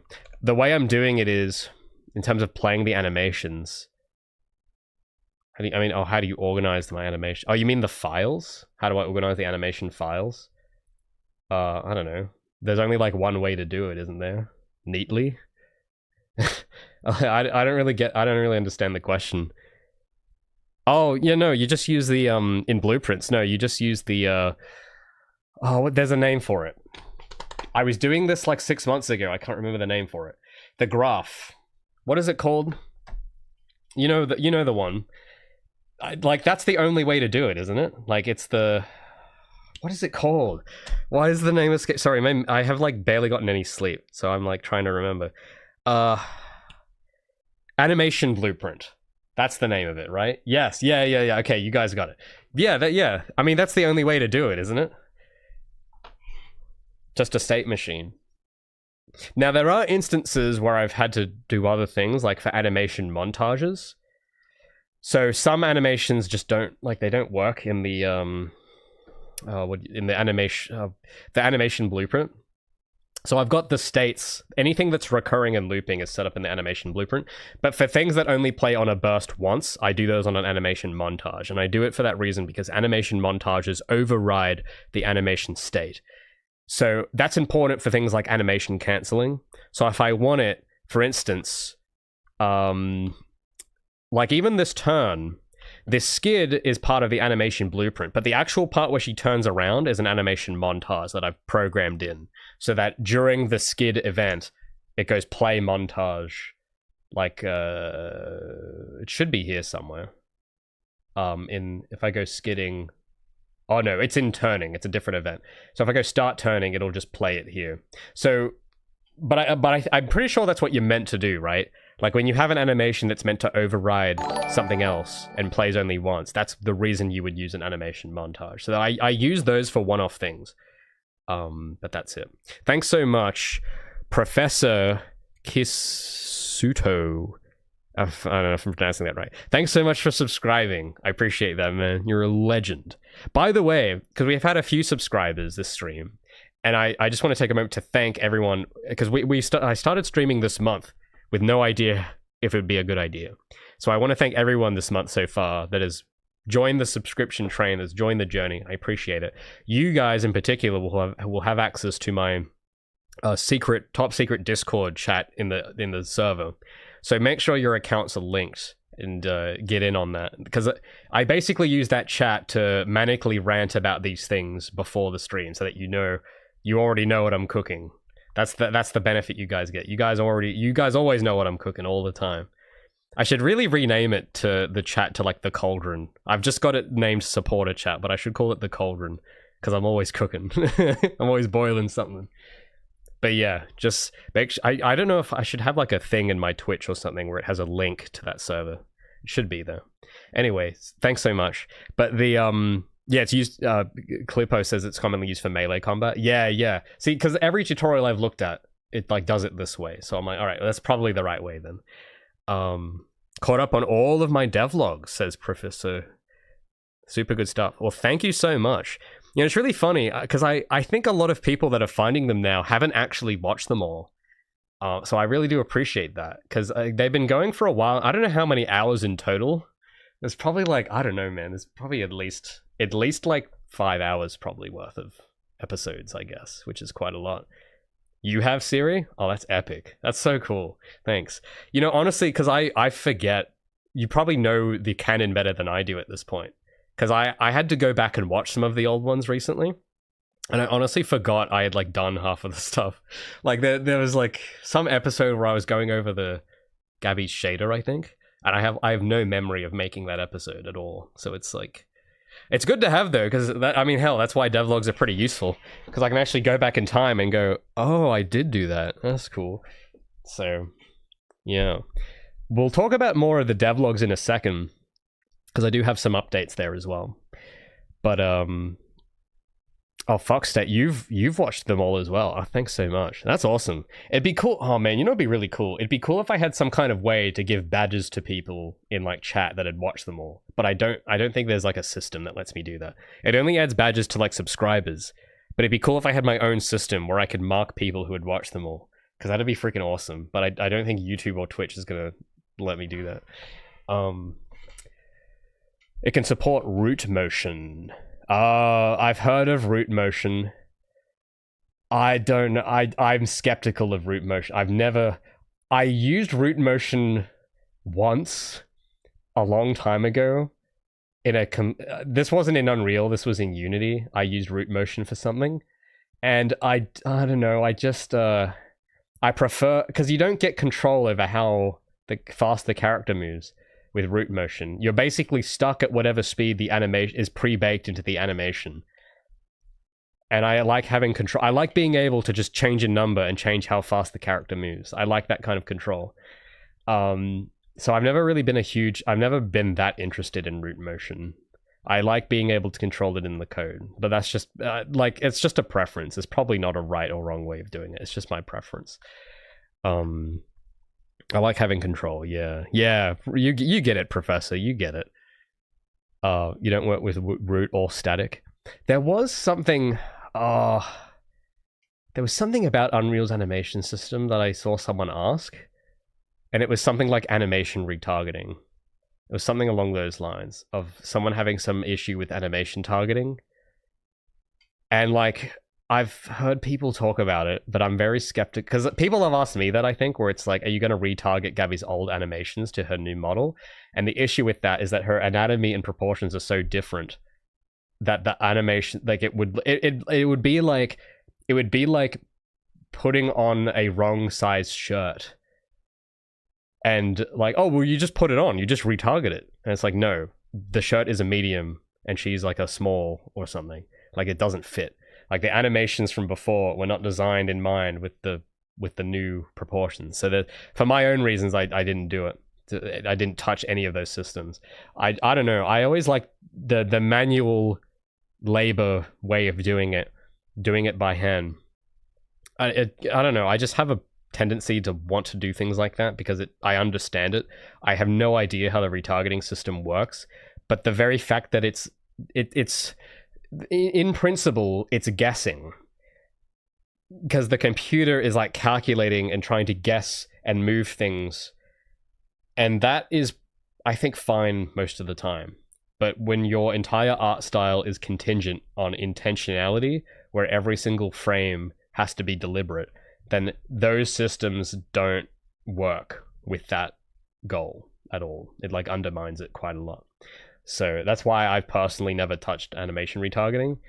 And I don't know, like because there was I did a game with someone once where I had done the character model and they had like, instead of rigging, because I had a rig, I think, for it, but they threw the rig out and just used the Unreal mannequin rig and retargeted it, and it looked ugly as hell because the skinning was all screwed up, the hips were shrunk. It was something weird, but it was like, oh well, it's faster because it's animation retarget, and it's like, yeah, but it looks like bad. Like if you just rigged it manually, you wouldn't have these weird stretching problems. Like I don't remember the specifics, but it was noticeable, and you could instantly tell that it wasn't skinned properly. Like it was one of those things. So I don't know if that's just doing a bad job or that's a fundamental flaw of the actual retargeting. I don't know, but it like, you know, it's like I just avoid it. I don't like it. I don't like the computer making choices for me. I don't like it. So yeah, but it probably has a I think it probably works best when you have retargeting in mind from the beginning. That's just what I think. If you make the character and you know that you're going to retarget it, you're going to be more careful when building the character, and it'll probably work better. But because the character I was building then wasn't built, because I didn't know we were going to retarget it, because I didn't know that, I didn't factor that in. Because the proportions and things like that, there's... I could talk for an hour about it, but I won't. It's complicated. But speaking of rigging... because I think that's kind of all I have to show with particles. So I've been getting into the groove. To wrap this topic up, I'm getting into the groove. I'm actually enjoying it quite a bit.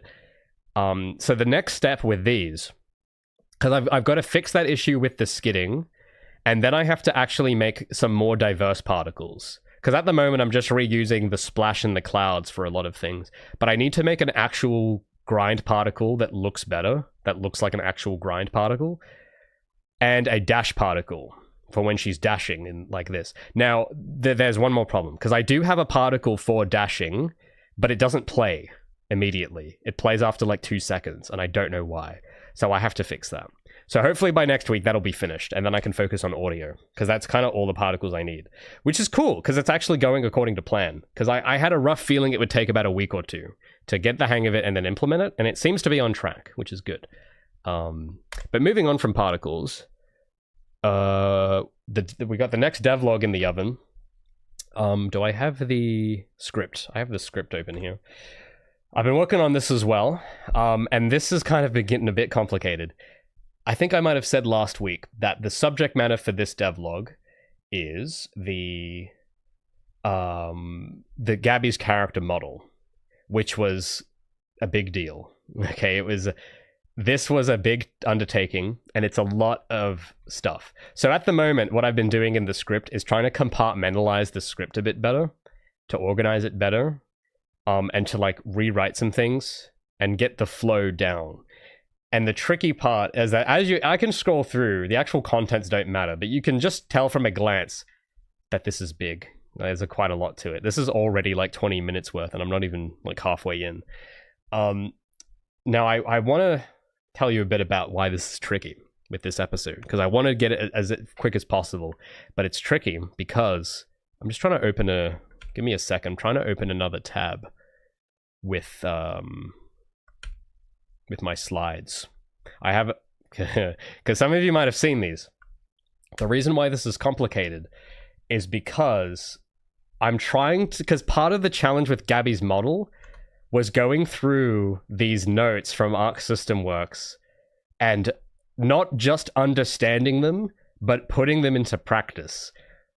And the thing is, as you can see on my Chrome tabs here, there's like 3 PowerPoints worth of stuff that are like 90 slides each of things you have to know about for me to know about to make Gabi, right? So a lot of the challenges of just making her, because it's, again, this is like one of those things where it's like, oh well, you just make a new model, and it's like it's not that simple if you want to do it right. If you want to do it badly, then it doesn't matter, but if you want to do it actually good, for me to do it, the reason why she looks, because a lot of you guys compliment her models and animations, which I appreciate, but the reason you are complimenting them and not insulting them all the time is because I had to learn all of that and pull it off without making a mistake, which is it's so hard, man. It's so hard.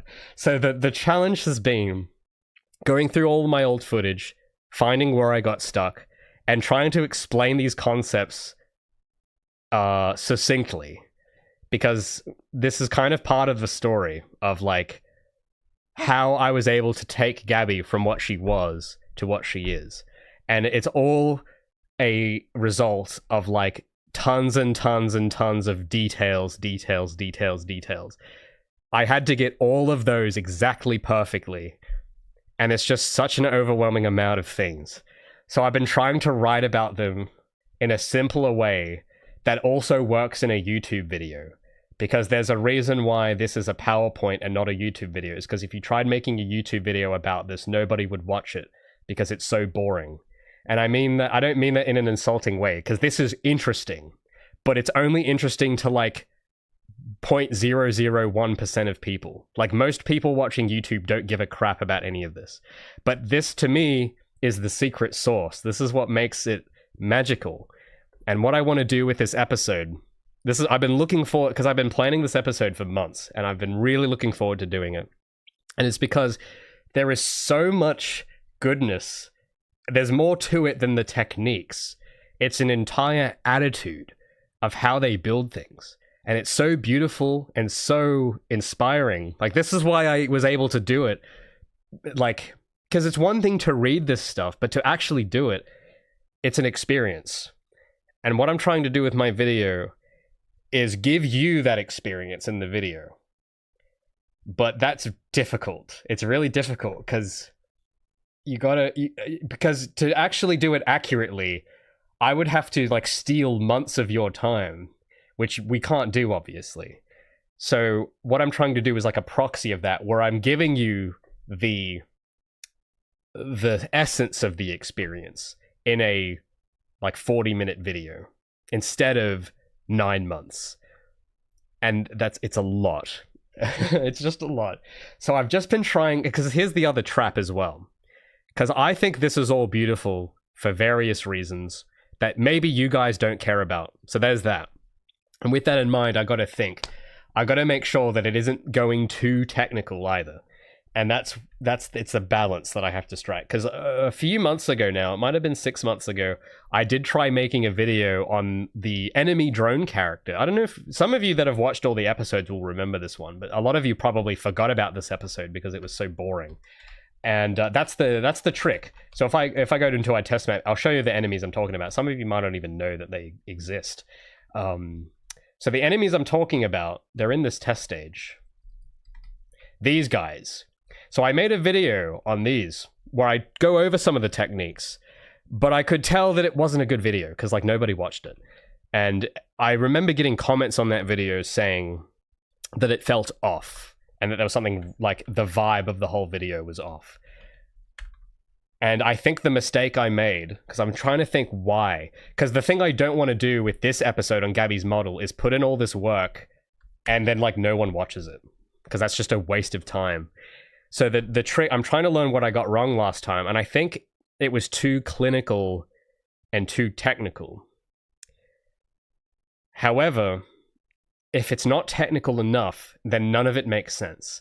So that's the tricky balance I'm trying to get. I at least now know what too technical looks like, and I feel like I'm going a little too technical with the script. So I've been having to cut things out and rewrite things because I can now feel when I'm going a bit overboard with the technicals. So I'm trying to do this delicate balance between actually explaining what is going on, because when you understand what's going on, it's really freaking cool. But unless you're a 3D modeler, you're probably not going to care. And even most 3D modelers probably don't care, because this is only if you want to do this specific kind of 3D model to this standard of quality, which is not most people. So it's like it's tricky. Because, you know, most 3D people that I know don't care about any of it. Like, they don't care. They're just fine to go on MetaHuman and generate a humanoid in 2 minutes and use the freaking Unreal Mannequin, what's the name? Animation retargeting. That's all they care about. And it's like, doing it this way requires a way deeper commitment than just chucking in a meta-human in the meta rig or whatever. It like, this is a whole other level, which is why Arc System Works characters look so good, because it's just that, it's like such a different level, man. It's so cool. And the thing is that the first time I did Gabi's model, I tried, but I didn't get it yet, which is why it looked weird. Because I knew some of it, but I didn't know enough, and it looked bad. So what this episode is about, it's the gap. It's between where it was, where it's like, you know what cell shading is, and you know what limited animation is, which was my first devlogs. That's kind of where I knew that. But this stuff is like, this is when you know that just putting in a cell shader and limiting the frame rate isn't enough. There's actually way more to it than just that. And I think that's really cool. And the challenge is, how do I get everyone else to see what I see? Because to me, this is freaking like the coolest thing ever. This is beautiful craftsmanship. But I know that most people don't care. But I want them to, because it's like food for the soul. It's so freaking cool when you see someone do something like this. It like, I don't know how to explain it, but it heals the soul. And if my video gets to be the thing that someone watches, and they have this sense of just, I don't know the word for it, but you know, like when you feel good after you watch it, and that you haven't just wasted the 40 minutes. Like, that's the feeling I want people to have when they watch this episode. But it's difficult, because I have to make it so interesting that you will actually watch the whole thing, and you won't tune out the minute I start talking about UV mapping. You won't just click on Mr. Beast Beast Games Challenge, Amazon Prime Chapter 1, like, because that's the thing with YouTube, and this is what I hate about YouTube, is that you can't just give a good talk like these guys, because this wouldn't work. This is where the real knowledge is, though, but like, I'm guaranteeing you most of you haven't seen this. But that's the thing, is that you got to make it entertaining, because this isn't entertaining. Like, this whole talk is not entertaining. This took me like probably a month of reading and reading and reading and reading, because it's in Japanese, by the way, so I can't actually read what any of this means. I had to sit here and stare at these pictures and think about what are they trying to say, what is going on, and then I then have to go into Blender and try it, and then I can figure out what they're doing. And there's like a whole, like, that's a whole experience you can't get from like a 10-minute YouTube video, but I want to try and get some of it in at least, because it's just so freaking awesome. Like, it's so cool. So that's the thing, because as much as that's my intention, but I could easily screw that up by explaining it wrong, pacing it wrong, being too verbose or not verbose enough. Like, there's a delicate balance. So I know I'm probably talking in circles now, but this has been a really tricky episode to write. But once it's written, it's easy from then on out. I just have to record it and everything, which I've been doing as well, by the way. So the thing I've been doing as well, as I'm writing the script, is I'm recording it as I'm writing it, and then I'm listening to how it sounds and going, does this sound stupid? Does this sound like something that would make me click off and watch Mr. Beast instead? And the minute I get that feeling where I'm yawning or I'm just going, oh my god, like the minute I have that reaction of, oh my god, shut up, I then go, okay, this line is bad, I have to redo it. There's got to be a better way to do it. You know, and that it's really challenging. And this isn't something I used to worry about, because I used to, you know, when I was starting this, I had like, what, 200 subscribers. But when you have an audience, you got to actually put in effort. So it's not like one of those things where I can put in the bare minimum and just chuck it out there. Because, you know, I want people to see it, of course. It's got to be worth their time. And it has to be good enough for 100,000 subscribers to find it interesting. So it's a lot. It's a lot of expectation, and a lot of and the subject matter is just so overwhelming. But if I do it right, it'll be such a good episode. It'll be so good. It'll probably be my favorite video ever if I get it right. That's the thing. If I get it right, and I could easily not do that. I could easily screw it up. So that's it's mentally very demanding to sit there and write it and write it and write it and think, does this make any sense? Does this make any sense? Is this boring? You know, those are the questions as a YouTuber, because that's when you're not a game dev anymore. You're a YouTuber now, and you have to think like a YouTuber. So, yeah. Anyway, I'll read chat. I don't know what you guys reckon of that. It's probably there's probably stuff you wouldn't have thought about, I guess. But that's kind of what goes into a devlog, is that you got to be like, you can't just put on Counter-Strike gameplay and just talk for 2 hours. You got to put in more effort. But yeah, you could give a 30-part lecture. I mean, that's a thing where there's been that argument of like, do I split it up? But that's a hard thing. That's a hard decision, because there's benefits, there's disadvantages to splitting it up. Did you try translating the language for the presentation? Yeah, I did. Luckily, well, here's the cool thing, is that luckily, where is the tab? Luckily, at the very wee bottom of this, there's the actual text, and I've just Google translated all of that. And so I've had to have the window open where I've got this on one half of my screen translated in English. So if I go and click this button, it'll translate it. And then I have to have the slideshow open on the other screen. But because it's like, it's hard to keep track, because you'll start reading a slide and then you'll change slides and then you'll forget, because these numbers, by the way, they don't actually sync up. So where it says slide 23, it's misnumbered. It's actually slide 24. So it's a bit tricky to keep track of it. And sometimes I'll be reading something and then I'm on the wrong slide. So there's a bit of that. And it's Google Translate, so it's not like perfect. And the combination is that the index is the wrong number, and it's Google translated of a highly technical topic. Those three are like the holy trinity of, even if it's translated into English, it's still really hard to understand what they're saying. Because if this was talking about something mundane, it'd be fine. Like, how's the weather or something. But because this is all highly technical, specific terminology, because there's probably, because I don't know how to read Japanese, but I know that there's something getting lost in the translation that, if I knew Japanese, would make more sense. But I don't have time to learn Japanese, so I just have to accept that I'm not going to understand it as intimately as they do. And I just have to go, yeah, that's fine. Like, I understand that they'll definitely, whoever's writing this will obviously know more about it than he can explain, and that can be translated into English. So there's that element to it, but I think you kind of make up for that by putting it into practice, which is kind of how because even for me, I didn't even understand, like, it's only at the end where I've now done it, I actually understand what these slides mean. But that's the thing that was really difficult to get started, is that when I was starting out, I wanted to get into it straight away and just start modeling. And I tried it and it went wrong. It just didn't work. I got stuck on like 10 things. So I had to keep reading and going, what do they mean? What do they mean? And just trying it, failing, reading, trying, failing, reading. And I had to like do that for a month before I actually knew what I was doing. And even then I got to different parts, like the face and the bone placement and the topology. And I'm like, what the heck? Like this, I'm up to the part where I'm writing about this. And this is so hard to explain, man. I don't know how to explain it, but it's... Because I know how to demonstrate it. I know what this means, but I don't know how to tell you what this means. And there's also the thing of prior knowledge, because you have to consider whoever watches the video, do they know what a normal is? Do they know what topology is? Do they know what weight painting is? I have no idea.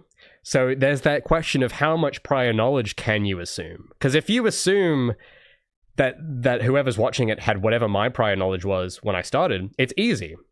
But that's probably not going to be true. It's probably going to be the case that I start explaining something like normal editing, and like 80% of the people watching it will have no idea what that means. And then like, what do you do? And it's like, well, then they're going to click off and not watch it. And it's like, well, damn. How do I know what they know? How do I know what they already know? And it's like, how do you... It's hard when you're doing stuff like this. It's easy if you're just making YouTube drama. Like, that's easy. You just have to say someone's name and you just say they tweeted this, and it's like, you don't even have to think. But with this stuff, it's like, the reason why this is difficult is because this talk and these guys that engineered this workflow, these are like the top 1% of the top 1% in terms of craftsmanship. You know, this is why this game won awards for its art style, which is not most games. Most games do not try this hard. This is kind of what makes it more difficult, is that this is more complicated than just chuck in metahuman, retarget animations, 20 minutes later finished. Like, this is way more in depth, and I like that it's in depth because it's really cool and it's amazing, but it's heavy. It's just so heavy, man. But and there's so many variables because you don't know how heavy can you fit into a video. That's the question. So it's, yeah, but I've been doing my best though. I've been working at it. I've been cooking. So I've been recording the voice. I'm happy with about half of this. Half of it sounds pretty good and it sounds like I'll keep it. But there's parts where I can tell that I'm getting a little too in the detail, and it's like, okay, this sounds boring. I need to change this to be interesting.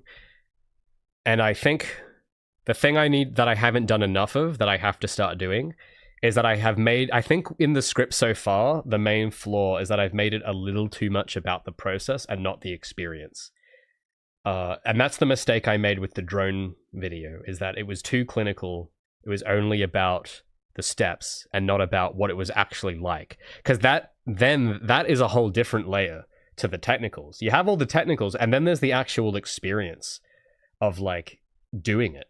And I think that is the more important thing, because it means that even if people don't understand the technicals, they can still follow the story and feel invested in it, because it's like, I don't know what this guy's saying, but I feel that.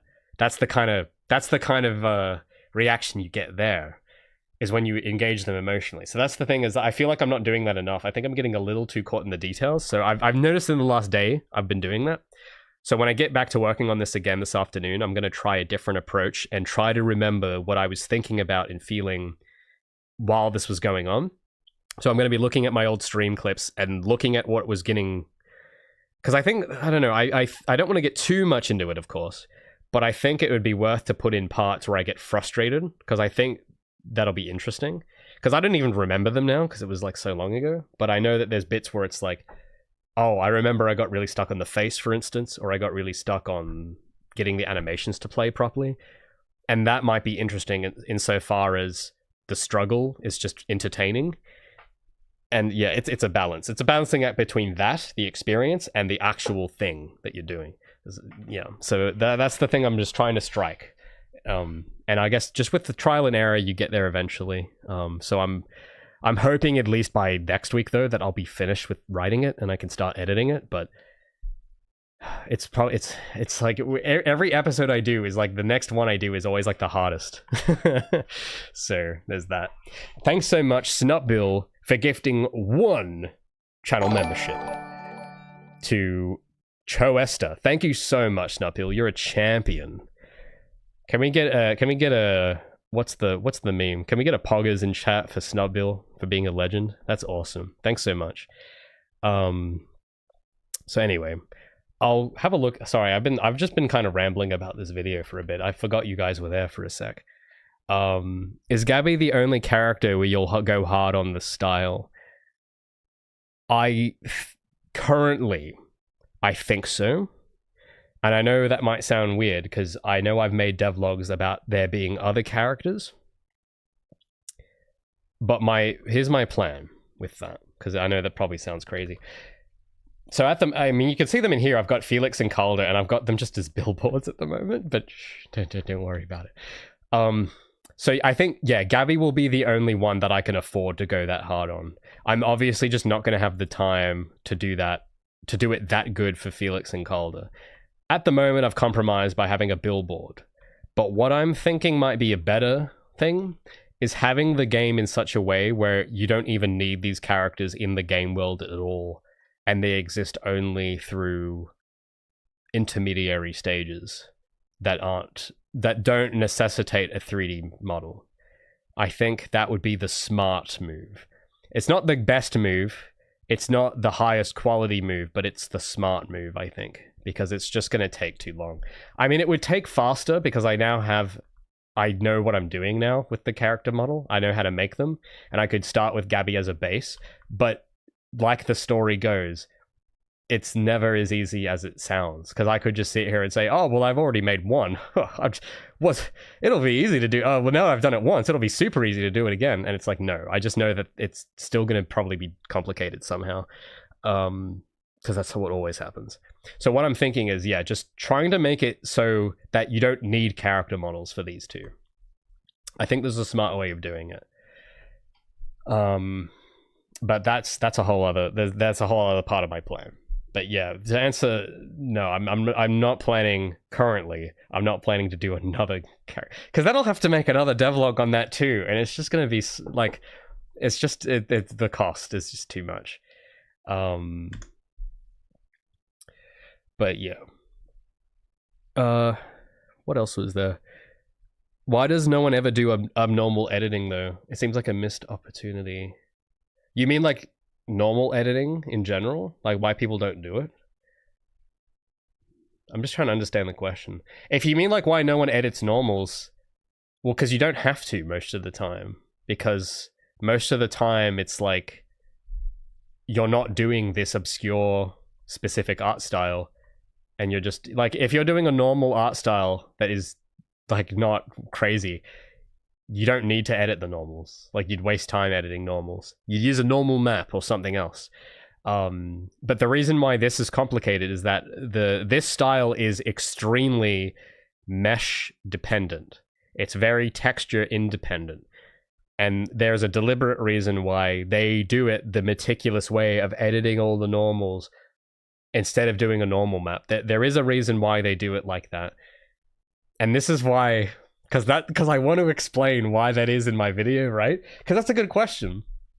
But I don't know if anyone watching it is going to care. And also, the reason itself, I know that there is a way I could explain it in a sentence, but I haven't figured out the way to condense that into a sentence. Because my answer is going to be like 10 sentences long on why that is. And it's really interesting why. But I imagine most people that ask that question don't want to hear like a 10-minute like essay on why. So that's because there's a lot of reasons.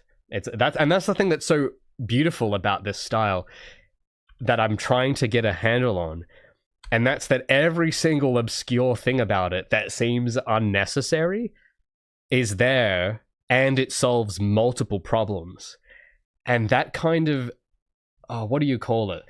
That kind of engineering, that kind of flow and intentionality is extremely rare. And that's why this looks impressive. Like, that's why this looks better than a Vroid character. Because the process is so tightly controlled and everything solves multiple problems. And there's a beauty to that I love, that I enjoyed while I was making her. It was frustrating because I had to learn all this stuff that I didn't understand. And I was like, why the hell am I, like, even the normal editing itself, because that's the chapter I'm writing right now, where I'm explaining what normal editing is. And because the thing is, it isn't just about normal editing. You have to also then model the topology itself in a specific way so that you could edit the normals a specific way. And it's like, there's just like even just saying that out loud, I can feel my soul rolling its eyes going, oh my God, like, is it really, it's not this complicated, right? But it is. And that's the thing that is like hard. Like, I'll get the slideshow back open here. Like, all of this stuff, they take like 10 slides to explain. Because you can't just edit the normals. You have to like plan the entire topology out in advance to do the normal editing right. So like this whole thing here with the face, I don't know if you guys maybe some of you were here when we were doing this. When I was modeling Gabi's face, I remember I started modeling the face like this with the triangles.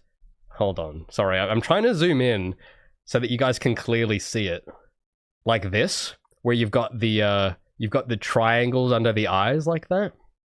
And I remember when I was doing this on stream, everyone was yelling at me saying, this is wrong, you can't do it this way. This is not how you model a face. And they were all like losing their mind over it. But this is on purpose. There's a reason that it's done this way. And that's because of the editing of the normals. But you have to plan it out and topologize it before you even edit the normals. Like it's modeling it solves the problem later. It's not immediate. So there's a lot of things like that where it's like you have to make a decision way earlier that solves a problem in the long term. Like, but the entire process is that. Like even their rigging and modeling thing, because this is a bit of an easier example that I've written in the I'm pretty happy with what I've written in my devlog for this. But they have this whole talk here on like placing the bones, and then they have another talk on the topology. And the thing that they do is that they model and they rig at the same time. Now, and most tutorials that I've seen on 3D modeling don't do it like this. They do it one at a time, where it's like you get the cheapos model sheet, you then model it, you then rig it, you then texture it, and it's very separated. But this workflow is intertwined. You're basically doing two things at once all the time. And it has to be that way for a few reasons, but it makes it difficult to explain because you basically have to know everything about modeling and rigging before you even start doing it.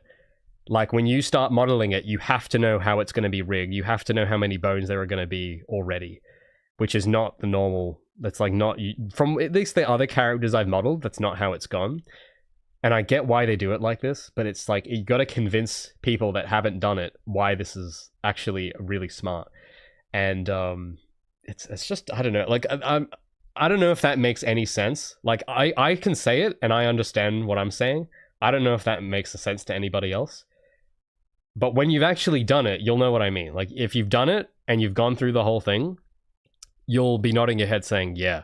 But if you haven't done it, it probably sounds crazy. And I know this because when I was doing it, everyone was telling me off, saying, no, you can't do it like this. And that's the other thing with the prior knowledge. Because the challenge with the video is that some people might not have any prior knowledge. The other challenge is that other people might have prior knowledge that contradicts this procedure. And that's the other challenge. Because it's like, you know, because that's what I had to put up with throughout the entire modeling phase, is everyone trying to subvert me to doing another way of doing it that would have ruined it. And it's not their fault. It's just that they have different prior knowledge. And that was the difficult part for me, was that when I was modeling this, I had to unlearn everything I thought I knew about 3D modeling, because it was breaking all the rules. There were rules I had where it's like, you don't use triangles on deforming meshes. Every edge loop must be tidy, and all these rules. And then this procedure breaks all of them, but it doesn't do it recklessly. Every time it breaks a rule, it's to achieve something later, but the result isn't immediate. And that's what makes it, that's why I had a really tough time modeling it, because I was afraid of breaking the rule. Because it's like, well, the rules are important and they exist for a reason. And like most people would object reasonably, saying, yeah, don't break the rule. Like there's like, what are you, silly? What are you, stupid? You don't break the rule. And most of the time when you break the rule, you're not doing it on purpose. And that's why people tell you to not do it. But the thing about this is that it does it on purpose. But you won't really understand why until it's finished. And that mentally is uncomfortable.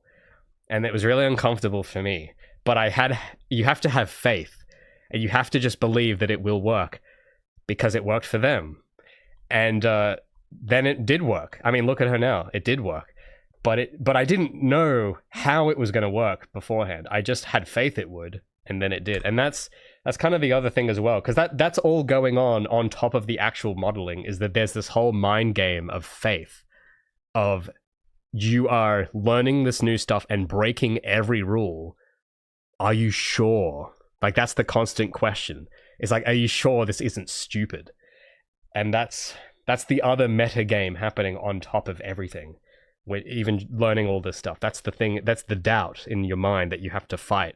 And that's a whole other layer that's not even anything to do with the technicals. And that's part of the story as well, that I'm trying to also work into the devlog, is to get that across. The overcoming doubt and having faith. Because that's kind of, I don't even really know how to explain that, because it's not a specific thing to game development. It's a very spiritual thing that I don't think most people, well, I don't know. See, I don't know, but I have a feeling that a lot of people don't want to hear about that, or they don't really, they just don't care, or whatever it is. I care about it a lot personally because it's part of the story, but I don't know, because when people hear the word spiritual or soul, they just instantly recoil and think that that's rubbish. So that's the thing, is that because it is real, I know that it's real, but I don't know how to. It's all happening in here though. I don't know how to like explain it, but it's part of the experience, and I want to have that weaved into the video itself, where you can feel what's going on an intuitive level, even if I don't say it. Like that's I think there's a term in movies that they use. I think it's called subtext. I think that's the word I'm looking for. Subtext. Because it isn't just about what's there, it's about what's not there as well. So anyway, there's a lot I could talk about in video production and making devlogs, like, because this is the stuff I think about every episode. But with this specific one, it's just such a big thing. But yeah, as Xeno, some of you guys are making some cool observations though. Like one of you just said here that those techniques allow you to get this close to Gabi without it pixelating, and that's one of the advantages. But you wouldn't think about that if you didn't know all the procedure. You wouldn't think that that's like an advantage. You might not even consider that before you start modeling it. But these guys, they like at Arc System Works that pioneered this thing. They like in advance went, we want this and this and this and this. And then they engineered this workflow for it. And it was purpose built. And that's why it's so cool. Because they knew that like we want to have this advantage. And that they knew they would have to break rules to do it. And that's the kind of bravery I don't see a lot. And it's not the kind of bravery that that is like rewarded on YouTube. If that makes sense. Because most people watching YouTube don't want to hear about this. They just want to follow. They just want to blend a rigging in 10 minutes and they want to do it the safe way, like that, and that whatever, like that's just the way it is, right? So it's like, how do you tell a story about doing what you shouldn't really do most of the time, but it ends up working? So that I don't know. That's the thing I'm trying to get my head around. By the way, if I sound like I'm rambling, by the way, I apologize. Because I'm trying to figure this out as I'm explaining it. Because I've been getting a bit stuck on this myself, on how to express this, and it's helpful if I get to talk out loud about it. I can start to figure it out. So if I sound like I'm ranting, it's not that I'm angry. I'm just trying to ideate aloud on how to solve that problem, so that when I get to write it, because this afternoon I have to go back to writing it, so I want to like take what I say now and like factor that in. Ramble on. It's very interesting. Oh well, thank you. It's just because you guys aren't saying anything. You're so quiet, and I'm like, oh, is everyone just left because they don't want to hear me ramble incoherently about modeling, you know, all this, like, who cares about this stuff, right? It's modeling. Is there an English version? Oh, there is an English version. Oh, okay. I thought you were asking, is there an English version? Oh, there is an English version? Oh, that's fantastic. On their official site? Oh my god. Oh my god, man. Oh, you're telling me this whole time there was an English version of it? Oh. Sorry, that's so funny. That's so funny. It was such a pain to like, because I had to sit there and try and figure out what it was and do like, have like the half broken Google Translate. And you're telling me this whole time, if I just looked a bit harder, oh my god. That's so funny. Oh, that's so funny. You know, that would make for I'm gonna write that down. That would make for a great ending to the devlog, where I go and explain the slides and everything, and then at the very end I could say, and then by the way, when I was explaining this on stream, someone said there was an English version the whole time. Thanks for watching, and then I end the video. That'd be so funny. Let me write that. There was an English version the whole time. Bruh. That's so funny. The whole time. God, you gotta be kidding me though. So you're saying, just so I get this right, the actual slide contents and the text is all in English? Like they've actually gone in and actually changed all the text to English? Is that what you're telling me? That's funny. You know, it'd be even funnier if you were trolling me. If you said, oh, there was an English version, and then there's like a link to it, and then it's still in Japanese. That'd be even funnier. But well, let's actually try and look for it. Arc System Works. I'm guessing it's the English site, because they have 2 websites, by the way. I don't know if people knew this, but I've learned recently that a lot of Japanese game studios have 2 websites. They have a specific one for Japanese, like here we go, JP site, and it has a completely different domain, and a completely different design, and a completely different everything. And I don't know why it's like this. I don't know if, because I've always been curious about this. I don't know if you guys can like explain.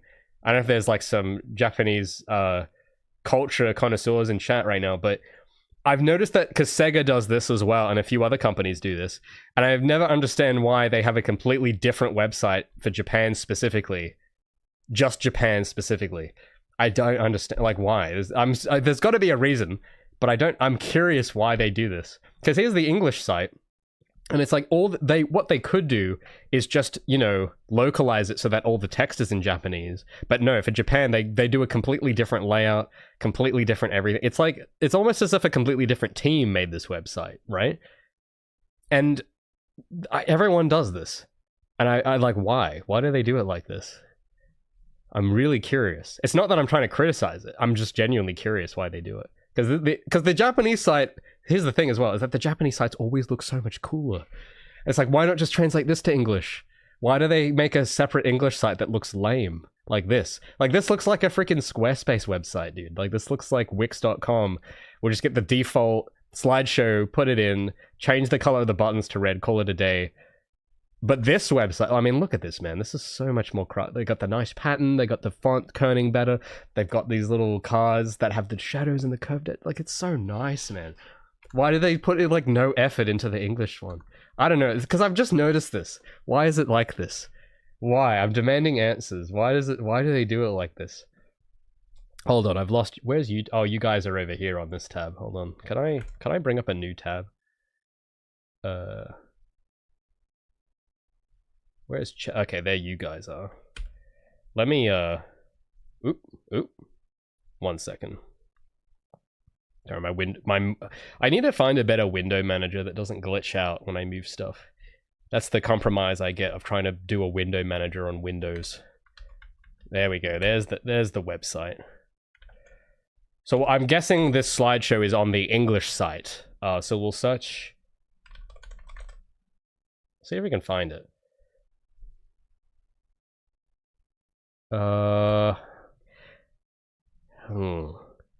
Maybe we find it on Google. Actually, you know it would be better, because I'm just trying to find, because I know that YouTube chat will do this, because I know some of you might have the link, but YouTube chat doesn't let you post links for some reason. So I'm going to try and find it, because I think it'll let me post links, but it doesn't let chatters post links.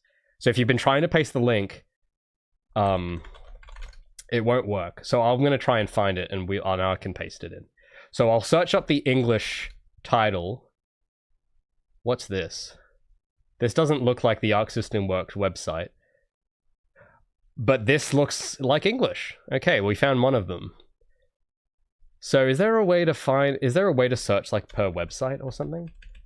What's the URL for the Arc System Works website? I'm just trying to find it. Oh, sorry, I've lost you guys. I've lost chat. There you are. Yeah, so I mean, there's the GDC talk. That's the GDC talk. But that's like the tip of the iceberg. That has like nothing. Like, that's nothing compared to this other stuff. The GDC talk is like the beginner's course. The slideshows is like the advanced masterclass. And that's, you can't, like, when I did Gabi's first model, I had only watched this talk. And I'm telling you, it's not enough. Like, this is, and isn't that crazy? This is the tip of the iceberg, and it's an hour. Like, that's incredible. Like, it's incredible that there's that much. There's an hour of reasoning just for the surface. Not even, because they skip over so much in this. They have like the shader preview, but they completely skip over bone placement. They skip over the meshing, the topology that they have to do for the normals. They give you the overview, and this is good. It's a good overview. But Junior here, this guy, Motomota, he's kind of, it's a GDC talk, so you can't go in full in, but it's like, he knows that there's more to it than this. He knows that there's more to it. So I'm really, with that in mind, I will say, I am so freaking grateful that he did these other ones. Because I think the backstory for these slideshows is that in Japan somewhere, he actually gave these talks live for like some event, like 5 years, well, how long ago was it? It wasn't that long ago. It was relatively recent, I think. I don't know if I'm remembering that right, but it was well after this GDC talk. He gave more talks in person in like Japan, and they did it because they wanted to recruit more modelers for their studio. So the strategy there was Motomota gave these talks, and then they probably used, because this was in Japan, and I haven't been there, but I know that the industry there is like way better than Australia. And what I'm guessing they did was that they used those events to recruit, and they probably hired a bunch of other character modelers and trained them on this style. And that's really cool. And they didn't have to make these available online. They could have kept these secret, but they didn't. And that is so freaking cool of him to do. To actually, oh my god, to unlock this page, wait for it. Oh, shut up. But you know, he didn't have to do this. And I'm so freaking grateful he did, man. It's incredible. Because this is like, I've not met a single person that knows this level. I've never met someone, and I probably never will meet anyone that is this good at something. So it's such a blessing to have indirect access, because the only other way is to know who he is personally and like network with him and meet him, which is never going to happen for me. So it's really freaking cool. I just think it's so cool he did that. But this is only one of the presentations. I'll tell you what, I'll try to look for the links later and post them in my Discord, because it's probably going to take me like a while to actually track down the real ones. But if you are trying to find it yourself, maybe you know the link already, but I just typed in this. I translated the Japanese title into English, and it came up with one of them on some other website. So that at least got me somewhere, but I'm sure there's probably a better way to search for it. Guilty Gear graphics presentation. Google that. All right, we'll try one more search, because I don't just want to waste your time with me Google searching. Yeah, none of these look like the slideshow.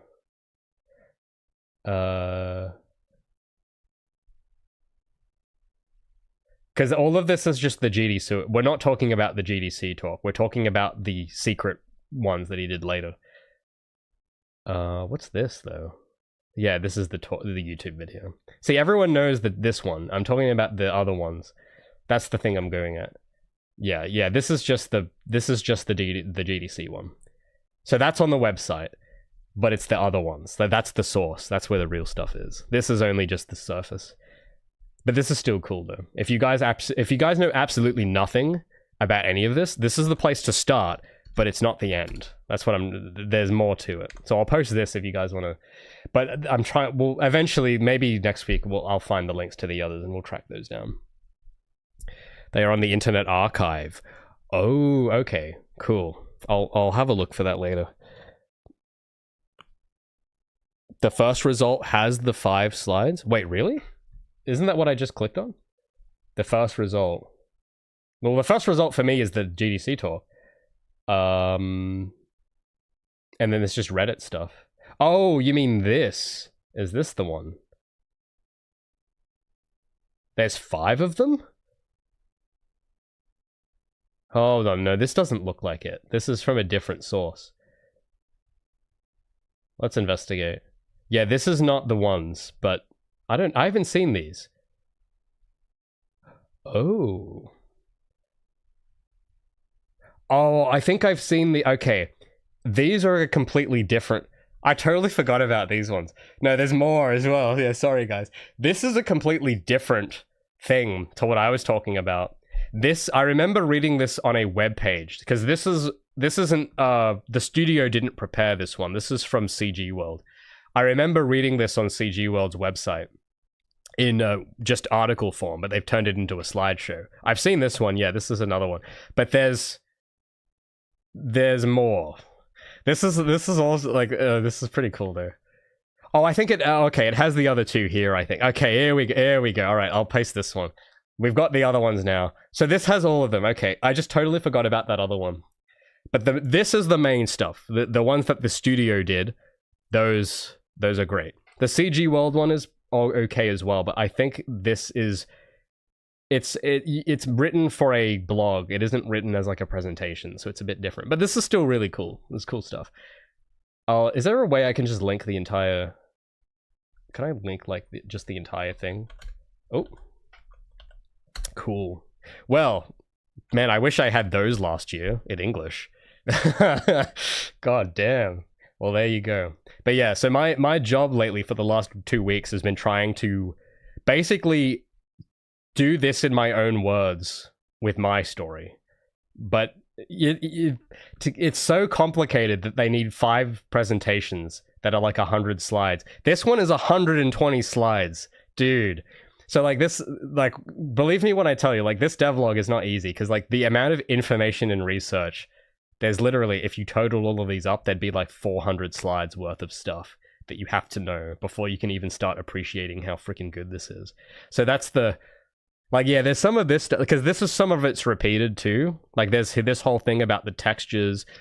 There's the thing about the light and shadow. I haven't seen this picture though of them at the, that's cool. I haven't seen that picture before. That's really cool. Actually seeing the people doing it. But yeah, there's all this stuff. There's the topology on the costume. There's hair. There's normal transfer. There's so much. They have a version of this in one of the other talks. So some of this is duplicated knowledge, but it's and yeah, like oh my goodness, there's such a wealth of, like, you just have a look through, and it's like, how do you make this into an entertaining video that a layperson would understand? I have no idea how you explain this to the average YouTube viewer. That's the challenge. I think it can be done, but I have no idea how without boring them to death with... Like, this isn't boring to me, but I know to most people it's boring. Like, this is all, like, they don't know what's going on. But this is so freaking cool, guys. Like, look at it. Oh, look at him. Look at the cute little guy. So this is, yeah, there's a lot. And, because you might even look at these, because that's the thing, is that when you start reading this, in your head, you'll think, oh, well, why don't they do it this other way? And then they do explain why they don't do it the other way later. So for things like blend shapes, because I know I got asked that a lot when I was doing mine. They said, oh, why don't you use blend shapes for the face? They don't do it that way for a reason. They have a reason they don't use it. Then so now some of these won't apply to me, like these things with the camera tricks that they do. I don't need, like, that stuff I don't need. But it's oh, it's so good. I'm just having like I'm having like nostalgia looking back through these again. It's so freaking cool. But like, I'm just skimming through them quickly just to give you an idea on like how dense this subject is. This isn't a thing that you can generate in Vroid Studio in 10 minutes. This is a whole other world. This is a CG world, even. But it's really freaking cool. Rumulek says, understanding a topic and being able to teach it are two very different skills. I agree, yes. I've done a good job at explaining. Well, thank you. I don't know, because I never feel like I'm understood when I talk, just in general. So I appreciate you saying that, because I honestly can't tell. Like, half the time I make a video, I kind of feel like people don't actually get what I'm saying. And it's, I don't know. I've kind of accepted that that's just going to be reality. But if people get it, then maybe I'm overestimating how bad I am at communicating. I don't know, but I always just get the feeling that I'm not doing it justice, and that, you know, like there's something that I see in it that maybe other people don't see, or maybe the other way around. So it's but yeah, but absolutely, it's a different skill completely. It's a whole different skill. Clippo says, here's a picture of what happens when you don't do this. Yeah, that's the thing, because I know a lot of this is going to require visual aids, and that's going to be a lot of editing. And I don't want to just plagiarize this, because I didn't earn this. Like this, they do a lot of great jobs visually of explaining this. And what I don't like, there's probably bits I'll have to use because a lot of the story is about me researching this presentation. But I don't want to rely entirely on their slideshow and just plagiarize the whole thing, because that defeats the point. Like, not only is it just not like it's insulting to do, but also it's kind of a waste of time to plagiarize it anyway, because this already exists. Like, me making a version of it that's just copying it serves no purpose because it already exists. So the trick is to like, because I don't want to then go, because that's the thing, is that on the other hand, I don't want to have to go in and make my own diagrams of everything, because that I just don't, it's going to take too long as well. So it's a mix of, I'm going to be doing a mix of like showing bits in the slideshow just briefly, and then having to record my own examples of how this applies on Gabi. And that's the bit I'm excited about, but it is time consuming because I have to go and set up the camera and record like limbs bending or the face bending or what. Like, there's a lot of stuff with rigging I can already picture the footage of how it'll look, but it's time consuming to show it, because there's to explain it, you have to then write it all out, but then to show it, you know, you got to record it, you got to like it's, and you got to edit it so that it plays at the right time, and it's just a bit. And because I'm learning a new editing software as well, so it's going to be a little I'm gonna have a bit of a learning curve. I know I'm gonna have to have. So it could take a while. But on the other hand, with the videos, because that's the devlog, but I have been considering in the meantime, because I don't want to go 6 months. I can't do that. I don't want to go 6 months without making a video. I don't want this to take that long, that's for sure. I never want to spend 6 months on a video ever again. So the thing I've been thinking of in the meantime is taking time off this to make something smaller to put out just on another topic that might be easier and take like a few days. So I've got a few on the backlog. I just haven't got around to starting them yet. But there's a few videos I keep saying I have to do at some point.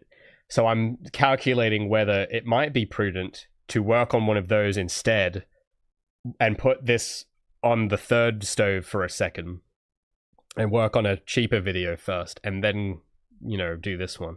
That's something else I've been considering, because there's a lot of other topics that aren't this complicated that I could easily talk about, like the voice acting stuff we were talking about earlier, or Unreal. There's a lot I have to say about Unreal that you guys have been asking me about, and we've talked about them on stream, like the rendering stuff, like why I deliberately use Unreal 4, and I think those would make good videos that I think would be easy to make. It's just a matter of like when to make them is the question. So I might actually, depending on how things go for the next few days, I might decide to drop this episode for a little and work on a video like that, just so that there's something, and then come back to it. So that's in the cards of what I might do. But I don't like changing things around like that. I like just doing one thing until it's finished. But if it takes too long, I know that I won't be able to do that. So I'm just trying to think ahead of like what will be the right move, what to do when, that sort of thing. But have you considered doing low efforts edits of your stream explanations? Yeah, maybe. It's just maybe one of those videos ideas could be made of just stream edits. Maybe that might work. It's just because the streams are very long, and I have to like cut for the right bits, and I don't want to make it just like a half-hour thing. So if I was to make a video on Unreal, because I have a lot I want to say about using Unreal 4, because I get asked it all the time, and I have a good reason for it, and I've explained it on stream. So maybe that video I might take a bit on stream I've already done and cut it up and condense it to like 10 minutes or something. Because I was just thinking to record something more prepared from scratch. But that actually might be a better idea to use a stream thing. With shorts, however, because I have thought about that, and that's where it gets tricky, because with shorts they're kind of I'll go face cam for a sec, because that's kind of all the stuff I have to show this week. But for shorts, it's a different game. Shorts are only good if you're doing them constantly. I found that's the way to get maximum yield out of doing shorts, is that if you're doing them like every day. And me personally, I don't want to do that every day. I've got too much going on already. I don't want to like take time off things I have to do to make YouTube shorts. And look, it might be a good idea, but I have no idea. I don't watch shorts. I don't understand shorts. But I know enough to know that you have to. It's the type of content that is it's not evergreen. You have to do it consistently, and I don't. There's a threshold. There's a healthy threshold between that and doing like the H-Bomber guy thing, where you make like one good video that's really rewatchable, but like once a year. There is a healthy balance between those two that I'm trying to get with my devlogs. And I'm trying to focus it in such a way that the devlogs are, in a sense, timeless, that you can watch them at any point, but also that they don't take forever. But with shorts, just from the little I know of it, they're like popcorn, and like they get watched for like a day and then no one watches them after that type thing. Just from what I know, and I'm not an expert, so I could be wrong, but it's not the kind of thing in terms of an investment. Like, you're not going to make $500 from a short. It just won't happen, at least from what I don't understand. Like, mechanically, I don't think that's even possible. So it means that to make it worth it, you have to make like hundreds of them constantly, and you're basically a content factory. And some people can do that. That's not the way I roll usually. So I don't know. It might be a good idea though. Maybe there's a benefit, but because I don't watch short, I don't get it. So I don't want to go out and assume it's a good idea for no reason. So what software do I use for editing? I was using Premiere, but Premiere is now more expensive, thanks Adobe. So I still have Adobe at the moment, and I've been meaning to do this for a long time, but I am trying to emancipate myself from Adobe so that I'm not getting screwed over with higher prices every year.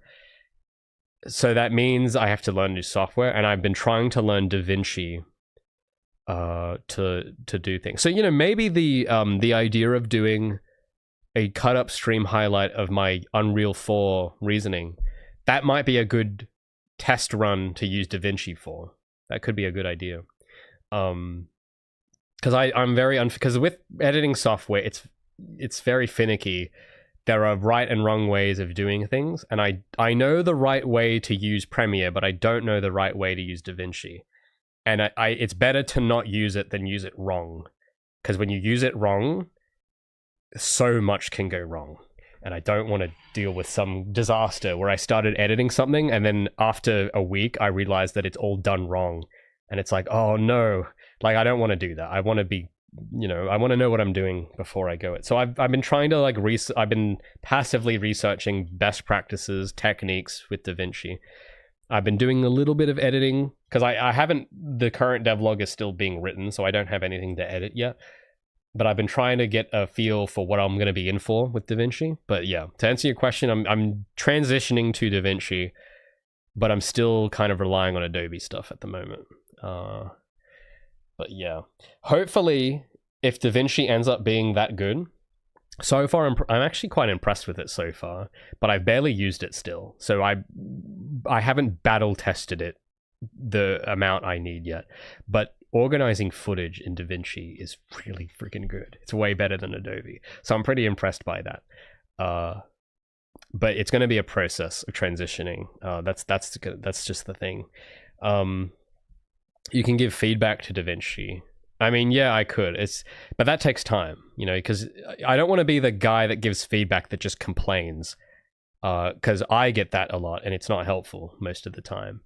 I want to, if I ever give feedback, I have to think about it for a day first and meticulously write out what the feedback is. Because I feel like as someone who is the recipient of feedback often, people that take the time to write good feedback, that is like way more useful than like, I don't want to write to them and say this sucks. Like, that's just a waste of, like, no one, like, that's not going to do anything, you know? So it's yeah, but that takes time. To write good feedback takes time, and I want to make sure I'm actually correct about, like, if I have an issue with DaVinci, but if it's actually me doing it wrong and not the software, I don't want to yell at DaVinci and say that they're wrong, even if it's me that's actually the problem. So that, I'd rather, the way I like to do it, there's like I don't know if this quite translates, but when I was in preschool, we had this rule where if you get stuck on something, you have to try to solve it yourself for 15 minutes before you ask a teacher for help. And I know, like, most people hate that rule, but I love it, because every time I've applied that rule, I always figure it out. And it's like, oh, okay, I didn't need to ask I actually could figure this out. So that's the attitude I take with everything. So with DaVinci, I want to make sure I'm doing my equivalent. It's not exactly 15 minutes, but you know what I mean. It's like, I want to give it a fair shake, and then if I get stuck, then I, like, you know, try a different strategy. But I don't want to immediately be a learned helpless person where it's like I need everything done for me. That's not how I roll. Have I tried out DaVinci Fusion? I have heard of it. I don't really know what it is, but I've heard the name DaVinci Fusion on the website. But I think it's like an audio thing. I don't know what it is though, but it sounds like it's some kind of audio tool. But no, I haven't looked into it really. But yeah, Mario Odyssey has the drop shadow that elongates along the wall. Oh, really? Huh. Okay, maybe my drop shadow isn't actually that bad then. I gotta see this though. You can't, because I'm not a Nintendo fan, so I don't know. Are you, like, really? Mario drop shadow. Okay, every video I'm seeing is just about the Switch 2, so I'll look for that in my own time. But that's comforting to know. When you make a devlog, that's the usual workflow, like how you do outline it, or what you like to focus on, what you believe for a good... Sorry, oh, that's a question. Sorry, I misread your message. When you make a devlog, what's the usual workflow like, and how do you outline it, or what do you like to focus on that you believe makes for a good devlog? Well, I did make a video about this, which if you haven't seen, you should check out. But I think it doesn't quite answer your question though. I kind of explain, like, the technicals and how I organize and edit things. The focus on what makes a good devlog, I think it is about the story. Because I think the mistake I've seen people make with devlogs is that they think it's just, you know, this is what I did this week, and it's usually not that impressive anyway. It's just, you know, and it's just like, oh, I made this, I made a drop shadow, guys. Like, imagine if that was a devlog. Like, I do it on stream because everyone expects the streams to be low effort, but imagine if I made an entire devlog on just the drop shadow, and I was like, guys, check it out this week, I made a drop shadow. Like, you would watch that once and then forget about it, and you would forget you had watched it in a week. And, you know, some people, that's fine, like, they don't care about that, but I like to be able to have, like, that peace of mind that if I make a video, it would hopefully be so interesting that in a year from now someone would still want to watch it. Because I don't know, it's a preference, it's a style. I know not everyone cares about that, but that's my aim, is that I want it to be so good that, hell, maybe even in 20 years time people go back and look at it and go, oh wow, like this is how people used to make games in the 2020s. Like, this is crazy. Like, that would be freaking cool, because it has staying power. I value staying power, and I think the trick to that is doing more than just novel things, which is what most devlogs incentivize. It's what YouTube, the entire website, incentivizes, is doing novel things like making Minecraft in 10 minutes, or, you know, I retargeted my animations in Unreal in 5 minutes, like that kind of stuff. And none of that is interesting to me personally. I know it's interesting to other people, but I don't care. For me, the interesting thing is what is happening on top. because the guy's making the game, but what's really happening though? Because he isn't just making a game. What's really happening? That's sort of how I think of it, and maybe I haven't done the best job at this, and this is something I'm trying to consider for my devlog.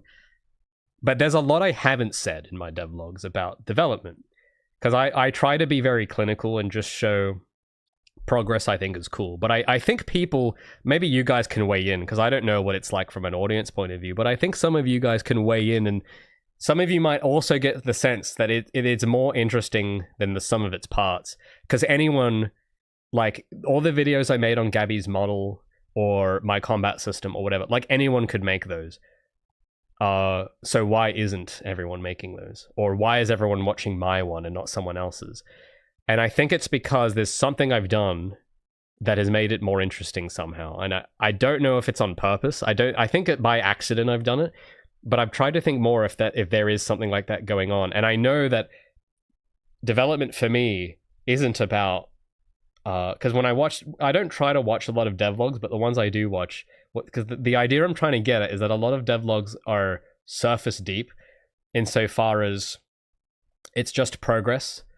And it's like, I programmed this and haha, the program didn't work, guys, funny. Like, that's kind of the story that always happens, but there is something else going on under that though. Like, that's actually not all there is. Like, when I'm here doing stuff, I'm not really even thinking about what I'm actually doing. I'm thinking about what it means or whatever, you know. And that's hard to I don't know how to explain it and get it out of my head, which I've been trying to do that more because I think there's something special that's there about it. But it's beyond just the technique or just the, you know, like that's why the last devlog I did was so significant to answer that question, is because the reason why that got how many, I don't know how many views it's got now. I lose track. But the reason it got any views at all and not 10 views is because it's about more than just a bad contractor, or it's more than just whatever you think it's about. Like, people watch it and they think it's about contracting, but there is another layer underneath that I try to get at. I don't know if I do a great, I don't think I did a good job explaining it, to be fair, because I don't think a lot of people got it.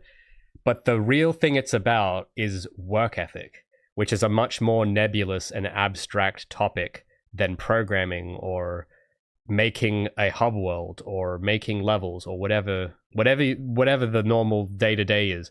That's just flavor. That's the flavor. The actual substance of it is something else. And that's what I love about game development. I don't actually like the technicals. Like that, I do it because I want to achieve a goal. But if I didn't have that goal, I wouldn't care. Like all this stuff we've been doing, like we've been looking at with the slideshows, with the modeling and the Guilty Gear modeling, all this, like if I didn't have a goal, none of that would be interesting. I wouldn't want to learn any of it and it wouldn't matter. But there's more. And I think I'm starting to get a grasp on how to communicate that lately. Like I've tried to do that in the last devlog, and then the character devlog, I tried to do that more. Because that devlog, it's about more than just the character design. It's about the confidence to stick with your with what comes authentically to you. Like all of my character designs, they all came from my childhood sketchbooks. And what that means, it isn't just about stealing ideas from my past self. It's that going with some silly idea you had as a kid actually takes courage, because your ideas as a kid are stupid most of the time, or they're cringy most of the time. And it's about that video I don't know what it meant to you guys, but to me, it meant getting over that fear and like not caring and just doing the authentic choice instead of trying to do what the market wants, sort of thing. Like that's what that video is really about for me. It isn't about the character design at all. It's something else. But it comes through in the topic of character design in that video. So there's that whole layer, and I don't know if I'm doing a good job explaining it, but there's more to it than just the surface. And I think a good devlog, not even just a good devlog, but a good anything, a good song, a good movie, a good game, a good devlog, a good anything, is made by someone that is thinking about that.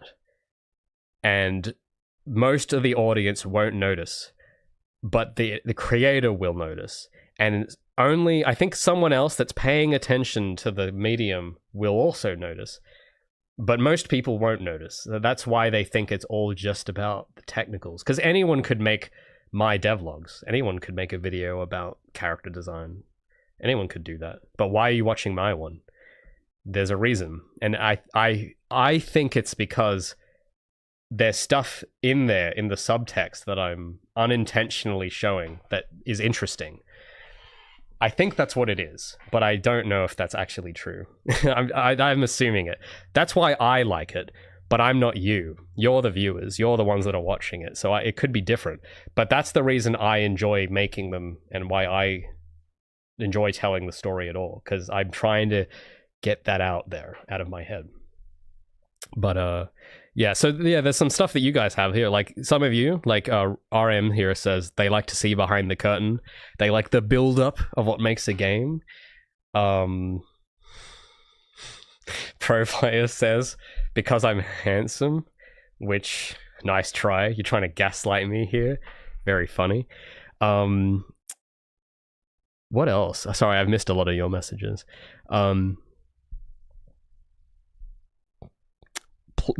It's pleasurable suffering. It is, I think. Yeah. See, I find that interesting too. Cleopo says Project Feeling got a good vibe from the start. It's probably why. It's a combination of visual style and direction. Thank you. But I think that's sort of what I'm trying to get at. It's the vibe. I think if I was making another game, none of you would be here, and it's not even about the game, it's the vibe.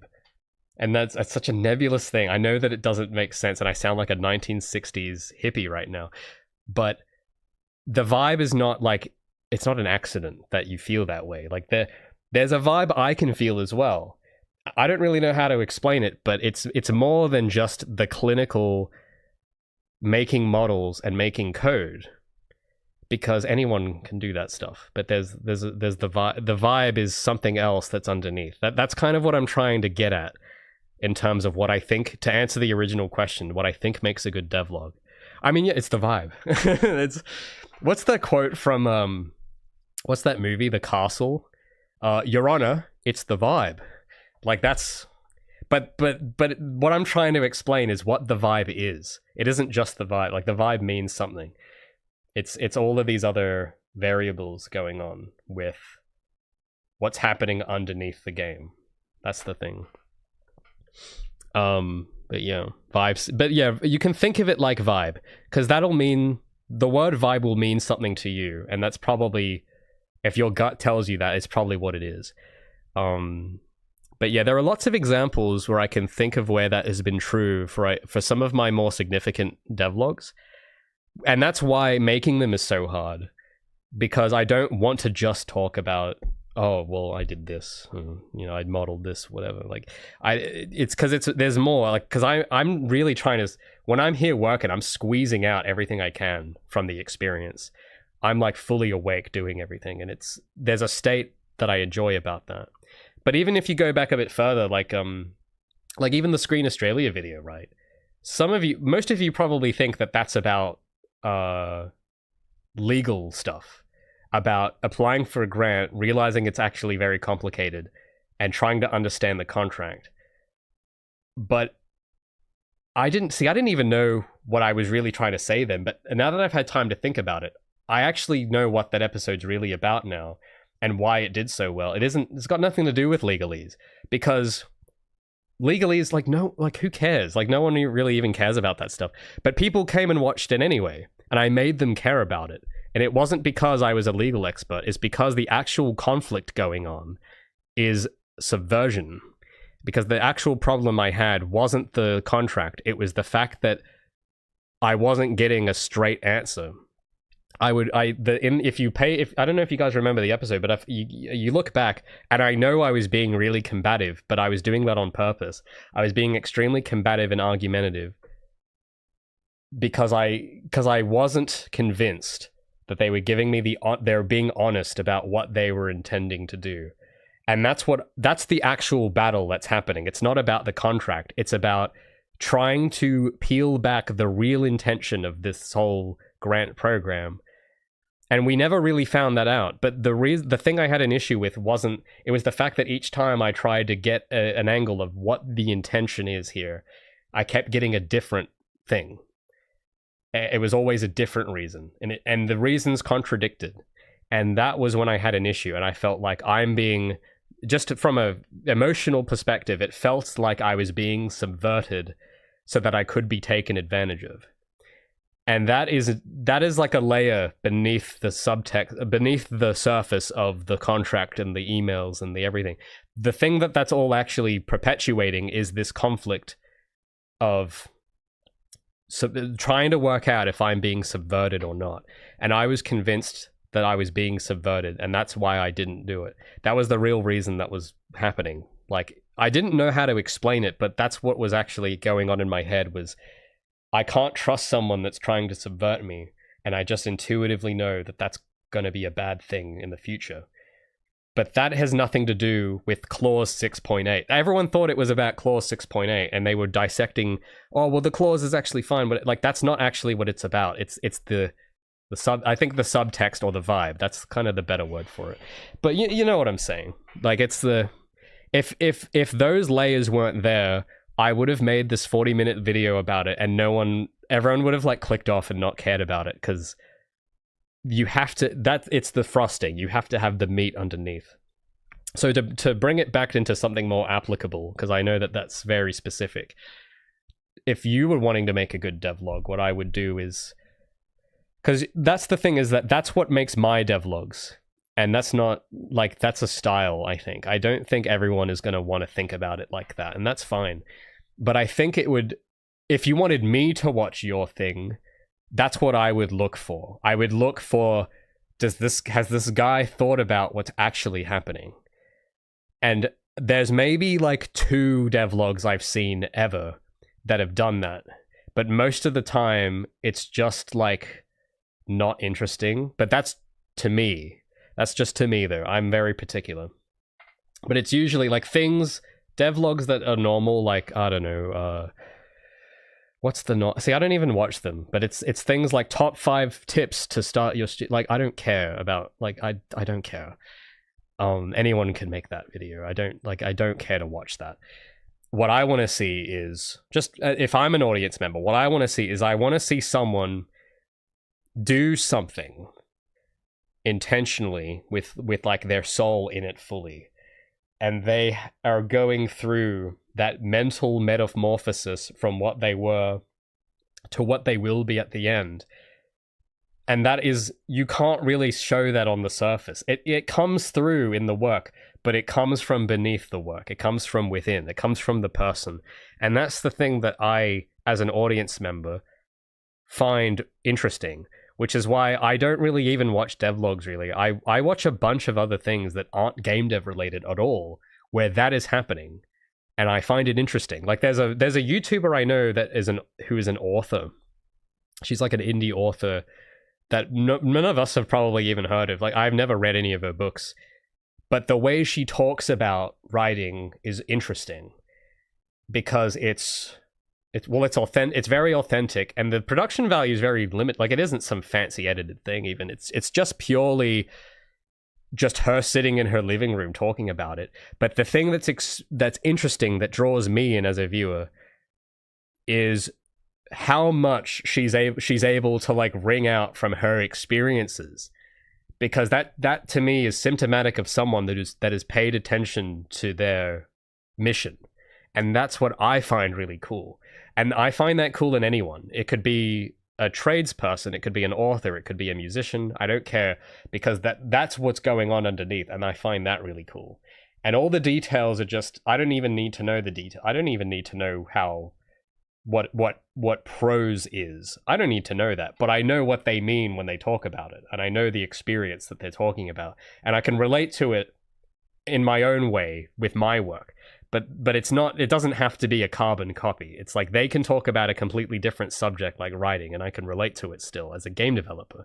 That's the kind of level, that's the kind of what I mean. But anyway,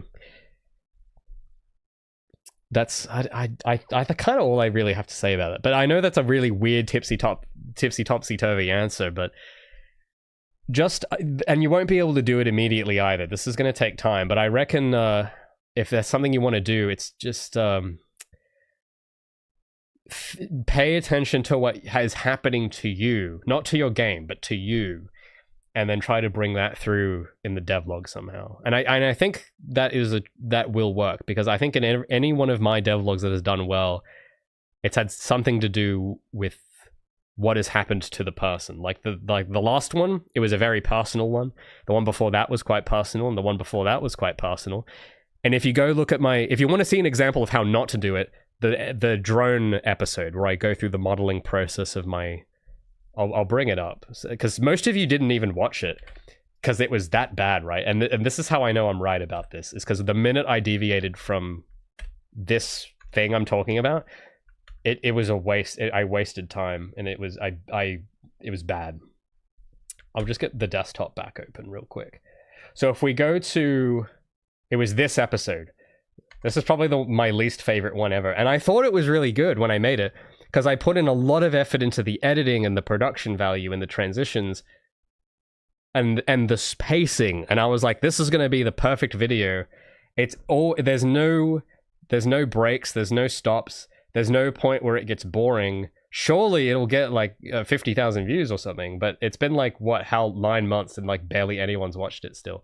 And the reason none of you found this interesting was because this is purely clinical. This has no soul.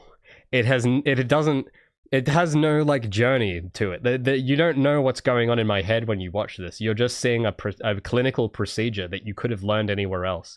And that's why none of you did go and watch it somewhere else. You didn't watch it here, that's for sure.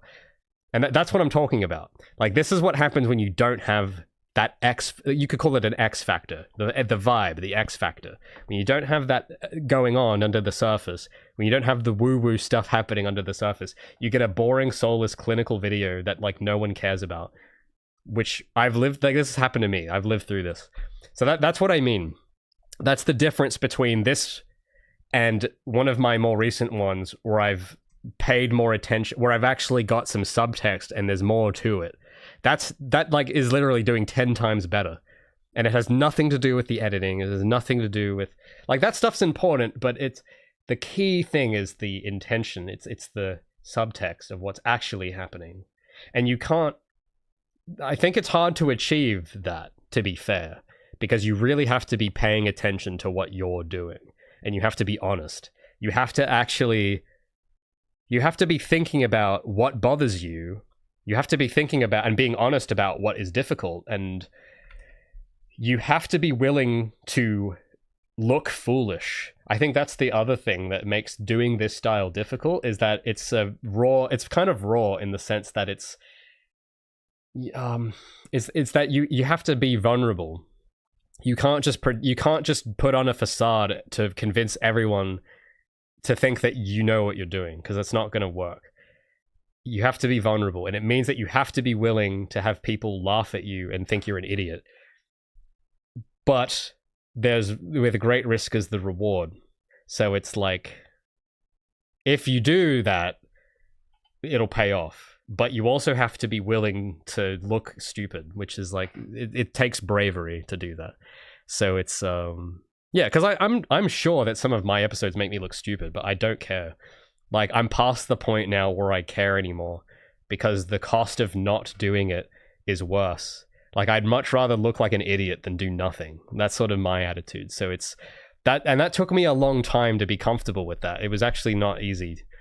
And I remember I had a lot of trouble with that in the beginning of trying to make the video like high quality and also like impersonal, so that it looks like I'm an expert. But it takes a mental toll on you doing that. But yeah, Jonah says you'd be happy if you got 22,000. I mean, to be fair, it's good, but it's good if, depends on how you get it.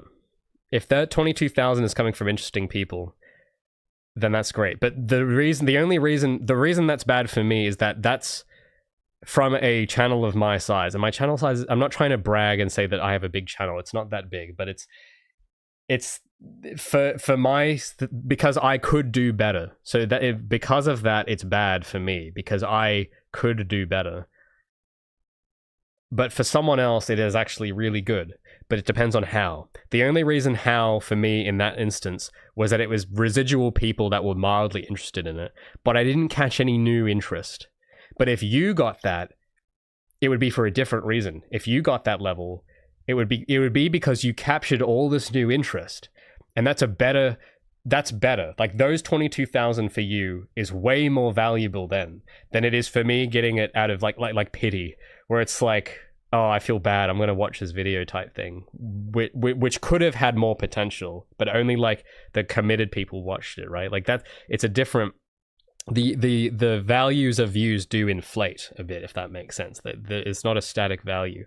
So for a smaller channel, that would be absolutely great, but it's for a different you're getting those views for different reasons. That's the important thing, and that's the thing as well, because there's a whole I don't want to go on too long because I do have to get back to work, but there is also a whole other game beyond the video. When you make a YouTube channel, there's also the metrics. That's another minefield. We maybe have to talk about that another time because it's intense, but that also just messes with your head a lot, on top of having to actually make the video and having to actually make the game. Then you have the mind game of YouTube and like knowing how to actually value statistics properly, because I think there's a lot wrong with, I don't like the way it's done now. There's a lot wrong with I don't know if you want to get an idea, because I don't want to talk too long, but if you search up the McNamara fallacy, that's kind of what I'm talking about, where there's like a bias to value what can be measured, to overvalue what can be measured, and to undervalue what can't be measured. That is basically always happening when you decide to make videos. That's going to happen, where you're going to feel tempted to value the numbers. But should you? That's kind of the thing.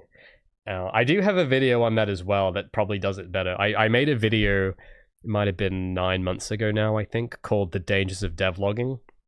And that kind of goes into that game of like what's happening, because there's not just the numbers, there's the audience, the expectations, and everything else, which I don't think a lot of devloggers, I didn't consider this when I started, but I came to become aware of it. And I was like, oh, there's actually this whole other thing also going on that I have to balance. And I like it because it's part of the game and I like playing this game, but it's not like most people don't want to do that. And that's fair. Like there's you know what I mean? Like there's that whole other thing. But just the whole incentive structure, and that it's, because I know people here are going to say it's about YouTube drama or whatever. That's not quite what I mean. It's more, I don't like that the things I personally like aren't incentivized on the platform. But what can you do? Like, it's not my platform, so yeah, I guess you can't really do much about it. But it has been a source of tension, where it's like, I want to do something some way, but that's not how the platform incentivizes it. And it's like, fair enough, I guess. But there's a bit of like, it's like, damn, I wish there was like an incentive structure that was to my taste. But it's kind of selfish though to think that way. It's not really how the world is. But there is a bit of that as well. You must try DaVinci Fusion, for that is not a sound tool. You can do animation. Oh. Well, let me look that up then. DaVinci Fusion. Oh, it's like, is it kind of like After Effects with motion graphics? Because that... Well, here's the thing. I'm just looking at the website. It looks pretty cool. Preferably, I'd like to be able to not need to do motion graphics, if possible. I'd like to be able to not need it, because I know that that's its own skill. Because I mean, I've got a subscription to After Effects. It's part of my bundle. I get all the Adobe software, but I like haven't used After Effects in like a year. I rarely use it. And I try to I try to keep the budget of my videos so low, like low enough that I don't need to like do that kind of level, because it's time consuming to do that. But that's cool though, and now I know what it is at least. It's not. I thought it was an audio. I don't know why I thought it was an audio tool. It must be some other thing that DaVinci has.